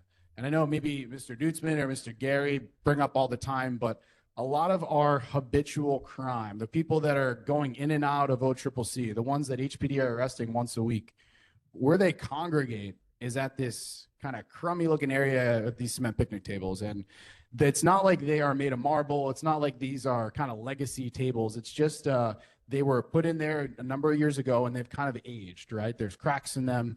But our idea is, why don't we replace these tables, kind of take out a negative kind of part of the park and put some positive interaction in there, put some positive activation there. And we've done studies with Chair Waters' office on this crime reduction through environmental design, right? There's the broken windows theory of, if you have, these benches that don't look nice, visitors aren't sitting in them, residents aren't sitting at them, no one's eating their lunch there, then who's going to sit there, right? The drug dealers, the people that are bad actors, and people that, make us feel uncomfortable in the park. So why don't we remove that and maybe put some positive activation in those tables? So we'll go to the next slide. And then the bathrooms. I know Nicole brought them up today. But what can we do, not only with this $1 million from Hilton Grand Vacation, but doing partnerships with Chair Waters' office, doing partnerships with Department of Parks and Rec and the mayor's office to, okay, if we're going to make the landscaping look good, if we're going to do some kind of cool activation at the tables, let's just do all of Cohio Beach Park at the same time. We have these issues for a number of years. Let's fix the piping. We already have the contract now to fix the showers, which we're very excited about. They're going to have to dig up the ground, I'm sure, to do that. So why don't we do the bathroom at the same time? Why don't we do the irrigation at the same time? So we're looking at this from a macro level of kind of a Cohio Beach Park revitalization, right? It's the crown jewel of the state. It's the crown jewel of Waikīkī. Residents go there to serve. People from all around the island go there. So let's really do it all at once and then put some investment in there. So if we go to the next slide. So step one, right, the beautification. So what we're proposing is that while we're figuring out all this pipe issues, let's rip up all that and put in this resort grade type turf that is already in Cohio Beach Park at the Hula Mound. If you guys ever go down to the Hula Mound, they have turf there. But this type of turf, there's actually some at Waikīkī Beach Walk. I know the Four Seasons in Ko'olina uses it. I know, I think it's Royal Hawaiian Hotel uses it on their kind of catering or conference area. But it feels like real grass. It looks better actually than real grass. And I actually, because it's right outside my office, I took my shirt off one day. I laid there at noon to see how hot it gets, because sometimes turf could get hot. It's made for people to lay on. So rather than have those dead mounds that we currently have where no one's sitting on them, no one's tanning on them, no one's using them, let's put this commercial grade turf on there, again, to activate positive space, and also do some planting around there, put some, greenery and some plants there. So we go to the next slide. So that's our first kind of part of it, so that when you're driving down Kalakaua, you're walking down Kalakaua, it would pop. It'd be green, it would look alive, and again, it would be positive. The second one, again, is turning that kind of negative area into a positive. And we had a number of different ideas that we're throwing out again to the community, but what we want to do is sort of do community feedback sessions with Chair Waters' office, with our office, with the neighborhood board, hopefully, of what do you guys want out there, right? We don't want these tables, but maybe it's a kid's splash pad, right? We talked about the water, maybe we have some water safety thing there. Maybe we have cornhole tournaments there. Maybe we have a Waikīkī sign that I think we're the only destination in the world that doesn't kind of show that we're Waikīkī. There's no sign to take a picture of. And I know I'm a cheesy tourist, and when I want to go, I want to take a picture of the sign at whatever city I'm in, and we don't have one. Maybe it's a muscle gym that you see around the world, in Tulum and Bali and of course Venice Beach, that locals could use, but also it'd be kind of a cool Instagrammable moment. But again, we don't want to be the end all be all, and I'm sure Chair Waters' office doesn't either, of these ideas. So we want kind of your feedback, and I think over the next few months we would be holding these sessions, get some cool ideas, do some polls, remove those tables, and put something positive in there. So if we go to the next slide. So this is just repairing the infrastructure, right? And, this $1 million isn't going to go so far, right? We can't, it'll be multi-million dollars to repair those pipes in the bathrooms. But again, when we're doing all this infrastructure improvements, why don't we work with the city on capital improvement projects? Again, the showers are already approved. Let's go after the bathroom. And again, I know Chair Waters said, which we're really grateful for, they're open to putting it in the budget. I don't know, we've talked to the mayor's chief of staff on it. They're open to it. I know Nicole has met Andy Sugg as well on this issue, and it's something that we got to do, and it's years in the making. So if we go to the next slide, and I wanted to talk about the showers because we just had a great meeting with the consultants that are working with Department of Facilities and Maintenance. But let's get state-of-the-art showers in there, right? And not the ones that that trickle down, right? Let's get good flow, and then also maybe we could come up with some out-of-the-box ideas. Maybe there's a pump by your feet that you just wipe your feet off, right? If you don't need the whole shower. Maybe over by the Duke statue, we have sort of stands for your surfboards. That's sort of the shower. You could kind of take a hose and hose your board off rather than awkwardly putting it under the shower, right? So we want to do community engagement with this consulting firm, and they have a lot of great ideas from around the world, and I think they want to hear from you guys as well. But again, while they are ripping up the ground, let's do it all at once. So we go to the next slide. And this is our last step, is we want to invest in, from the WBID perspective, and using some of these funds on maintenance of this, right? We're going to do all this work, and who's going to maintain it, right? And, we don't want to put it all on Parks and Rec. So we want to invest in sort of a mini electric street sweeper that we could actually put on the sidewalks on Kalakaua, and that has this, you see the blanking on the word, but the little thingy in the front, it digs up the sand. It's actually, they use it in Long Beach, California, and they use it in Santa Monica, California currently. And you're able to dig that sand up. It's kind of like a vacuum so that the sidewalks are clear, but then we could also use it on the turf to get that sand off the turf. And we've also just bought, out of our budget, not part of this $1 million, a power washing truck, a 1,000-gallon truck that has 100 feet of hose one way and 100 feet the other way. And we plan on doing it at hours that aren't going to wake you up, but at least there's not as much traffic, foot traffic, where we want to power wash that area completely. And again, that's a kind of a WBID investment as part of this, so that it shines, the way it should shine, and that we are maintaining a lot of the infrastructure that we're doing, including the bathrooms. We want to power wash these bathrooms. You know, you walk in them, every beach bathroom around the world, I think, is a little kind of grungy with the sand and whatnot. But if we go in there and power wash it every day, we could really make a lot of do. So this is what we're proposing. We sent it to Chair Waters' team. I know they wanted to hear from community members. They wanted to hear from you all. But what we think, again, from a lot of the community feedback we've gotten from residents, from some of the members of the board, from a lot of our business leaders in the community that see this as an investment for our economy. This is something that I think is a top priority, and I think would be worthwhile to invest that money in. So the money was given to the W bid. We commit to putting every single dollar and cent into that park to be able to put these to use. And we could get the job done quicker because we don't have to go through a lot of the hoops that government has to go through to get it done, like procurement and like permitting and whatnot. So we think that we could be a great partner to the city on that. So I'm open to any questions. I just want to thank again, and you go to the next slide.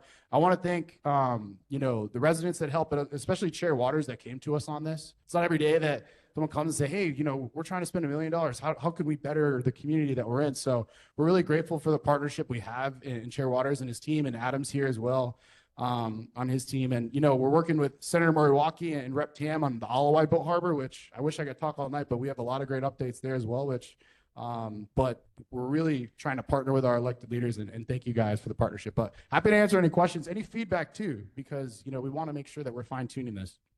Jeff Mers.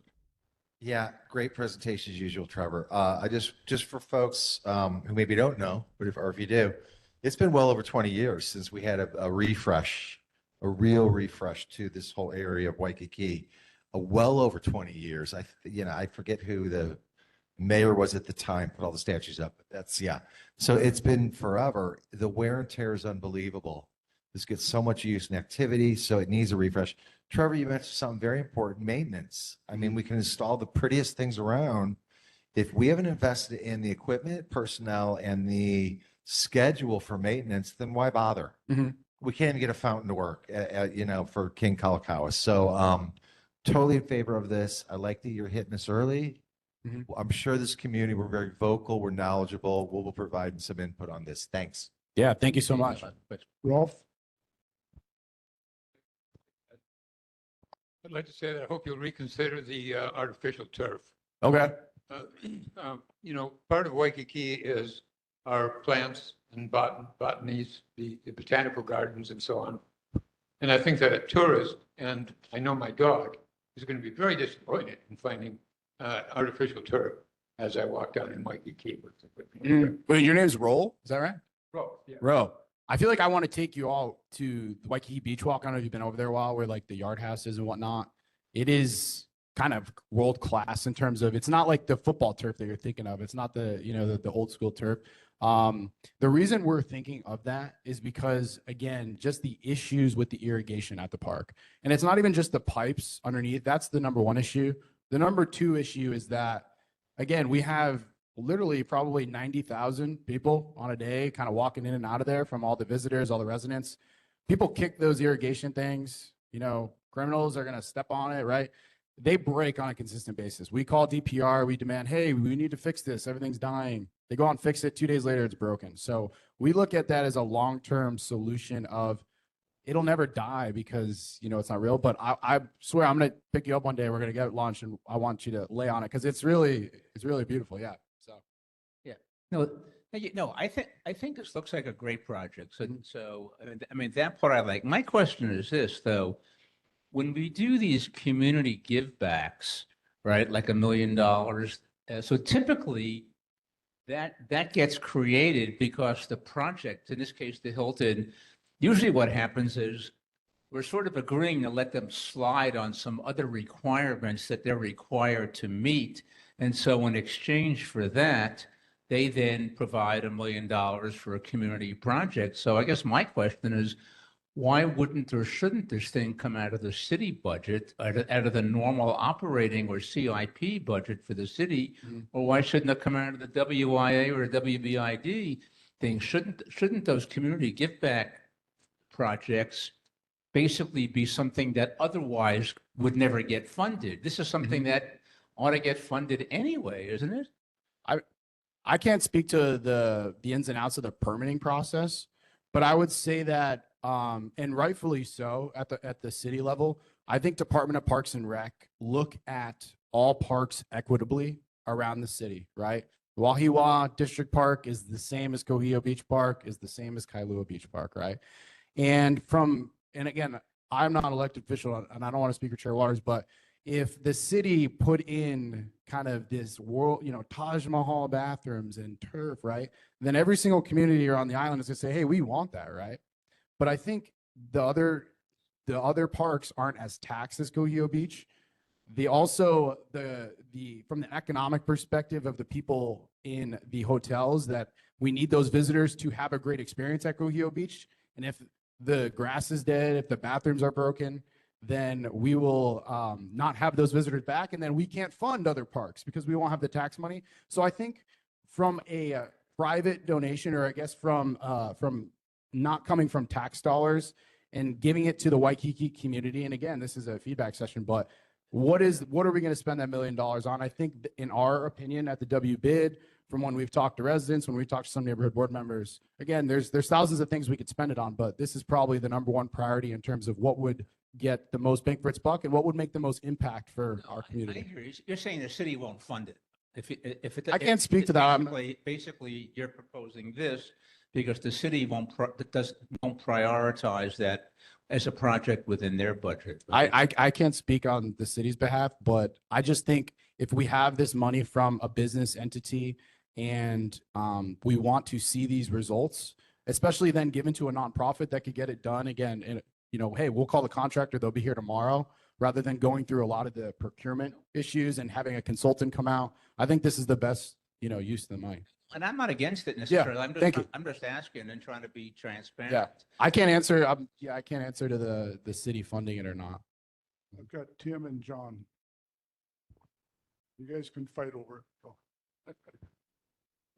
Lou, I understand your concerns, but I work with Trevor almost daily, and his organization is the most focused, productive, and efficient organization with their hearts in mind to fix Waikīkī. That cement picnic table area is a freaking disgrace.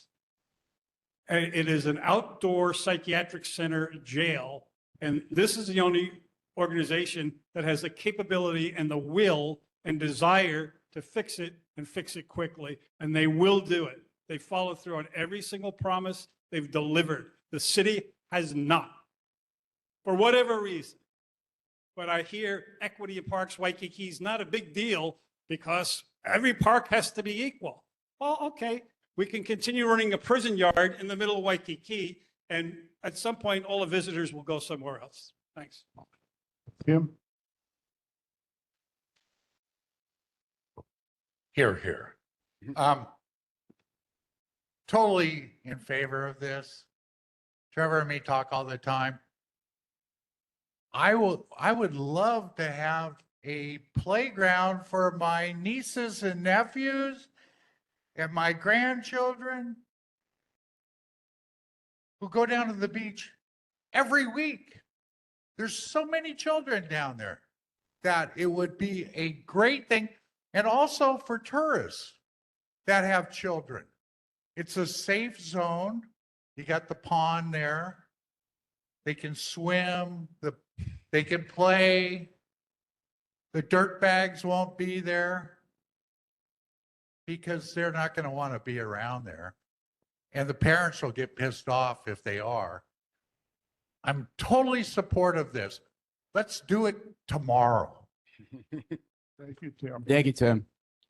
And it's well said. I just want to point out too that we've done research on this and looked at national studies from, again, that crime reduction for environmental design standpoint. And Tim's right. If you put kind of a kid's playground or a splash pad in a place that there's drug dealers or crime going on, they're going to go away. They're not going to be there anymore because they feel uncomfortable there. And the parents and the uncles and the grandpas are going to make them feel uncomfortable. So that's a great idea. I think again, we'll have another meeting about what we could put there, but that the data shows that is very true. So. An audience member. Yeah. Yes, ma'am.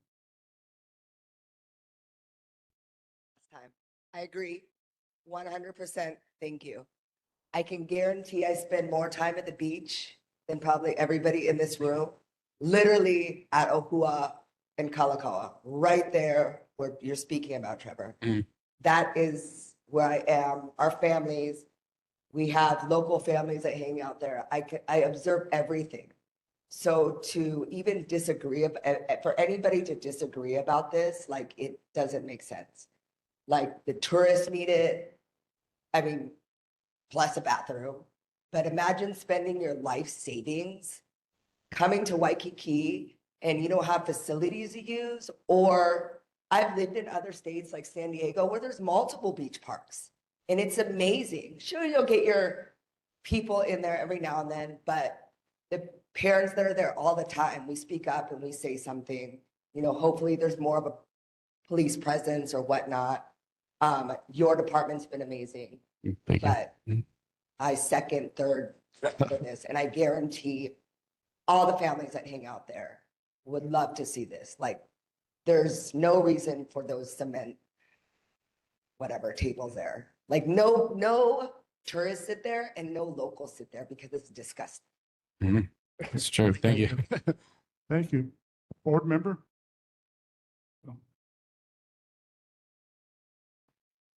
Aloha, Trevor. Aloha. Just to provide some feedback, I'm extremely supportive, like everybody has already mentioned. I like the idea of the Waikīkī Beach sign. And along with that, besides where's Duke's, the second most question I got asked when I was Aloha ambassador is where's the beach? Yeah. I don't know how to fix that. It seems obvious to us, but apparently it's a problem because even when just walking around, how people walking around, excuse me, can you tell me where the beach is? So maybe some wayfinder signs. It's a possibility. I do like the idea of the splash pad. I think it's fantastic. I will tell you though, one of the best beaches I liked and I wish they had here was in Santa Monica, where they have, it's kind of like Venice Beach with the Muscle Beach thing, but it's more like Olympic type gymnastics type of whatever, pull-ups and things you see on Survivor or something. I got a big kick out of that as an adult. I'm sure kids would too. So anyways, the signs and splash pad or gym, just kind of things I kind of like fantastic presentation. And I love the idea of this project. Thank you so much. And I think I want to talk about the wayfinding signs too. And I think that would be through the WBID budget. We're going to actually, for the next fiscal year starting in July, we want to put towards budget to do that in a creative way. And I think one idea that we saw in San Francisco actually is they use those electrical boxes, you know, the ones that are just bare and a lot of graffiti on them. Well, downtown San Francisco use those boxes as kind of wayfinding. And they would say, okay, well, for us, beach this way or Duke's restaurant that way, right? And we could, you know, put a lot of the public way, but it's a way that we're not putting up new signs and blocking people's view and kind of adding to blight. But we're using something that's already kind of sitting there and it's already looking kind of, you know, doesn't look like anything. It's just green or it's graffitied. That we could put a nice aesthetic wrap on it, like we did with the trash cans, but it could be wayfinding signs. But we want to use every dollar of that into the splash pads and into that Waikīkī sign into Kuhio Beach. But out of our budget, we're going to invest in that. So it's a great idea. Thank you. I can say this, all those years ago when Jerry Gibson brought this to our attention, and I don't know Jerry, but he's a hotel person his whole life. He wanted to do something nice for Waikīkī. And of course, he wanted to build his building. And as part of the process, the community gift to Waikīkī, he determined to be $1 million. We came up with a list of stuff, as memory fading, but most of the stuff that we asked for, Trevor has already done. He cleans sidewalks, he puts blankets down for disabled people to roll down the beach, and all those kind of things. So having babbled, I will say I would like support for a concept to support the Kuhio Beach restoration with funds provided to the city council in the sum of $1 million, and ask Air Waters to support that motion. Okay, I've got a second over here. Yeah. Okay. Okay, is there further discussion on this? I've heard a lot of positive. Anything else? We'll take a roll call vote to support the concept of this project. Okay, when I call your name, please say yes, no, or abstain. Amu? Okay, Jillian? Yes. Nordal? Fabanero? Dabs? Totaro? Oh, no, he's online. Oh, if he doesn't respond, then okay. D. Orazio? Okay. Erderchat? Okay. Belek? Belek? Finley? Okay, yes. Height? Yes. Okay. Jacob? Daniel, I mean? Okay, Ken Jacob? Yes. Jeffrey Mers? No, Sorrel wasn't here. Shannon Smith? Okay. It passes. Great.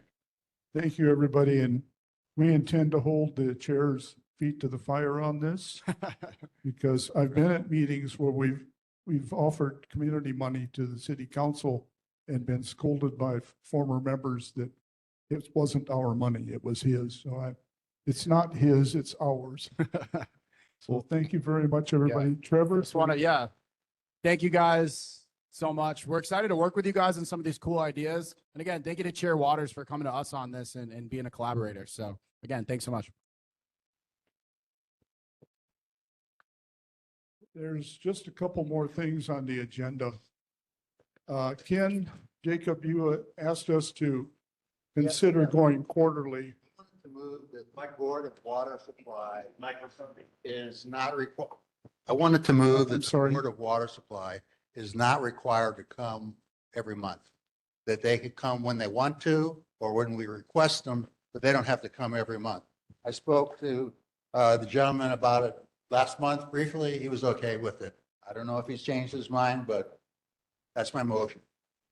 Board of Water Supply is a city, is not a real city agency. They do not report to the mayor. They do not report to NOLA. But I think I'd like to keep them to a brief report at every meeting. Yeah. So if you guys don't mind, I'd like them to continue. Thank you. Jillian, did you have an Instagram site that you wanted to support?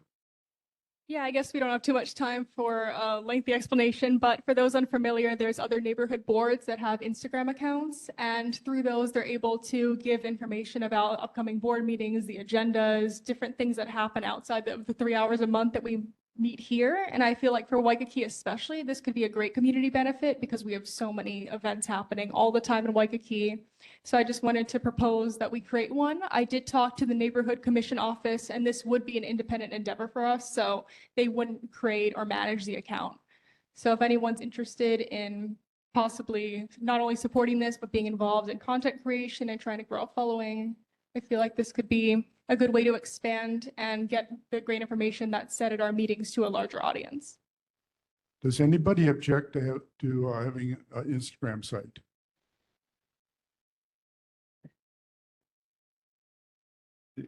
It would have to be informational. Ideally, yeah, all objective, all just information.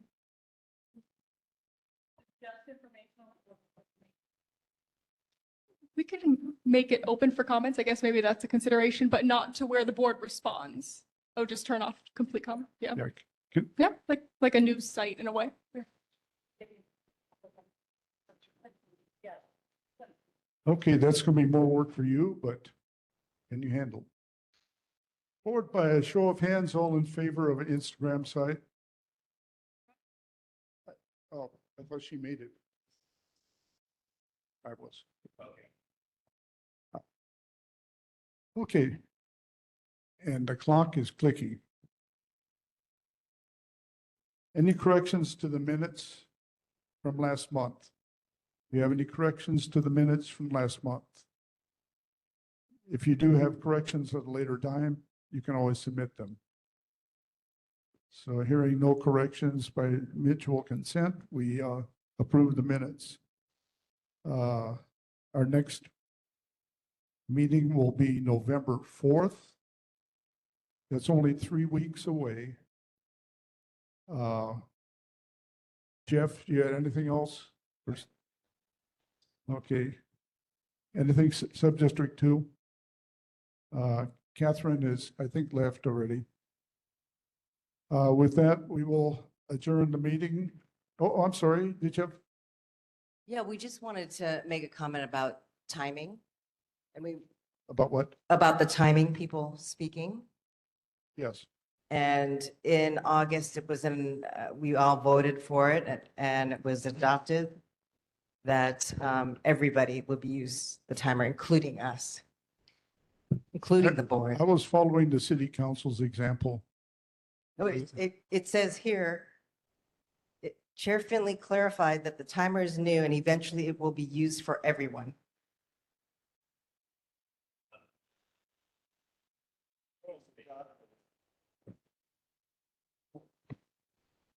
Okay. We can do that then. It was questioned and I don't want to be a hypocrite about it, so. Okay. Make the correction. Yeah, I don't want people calling it on us again. You know, that's all. Everybody, we need your help to put away the tables and chairs. Mahalo for being here.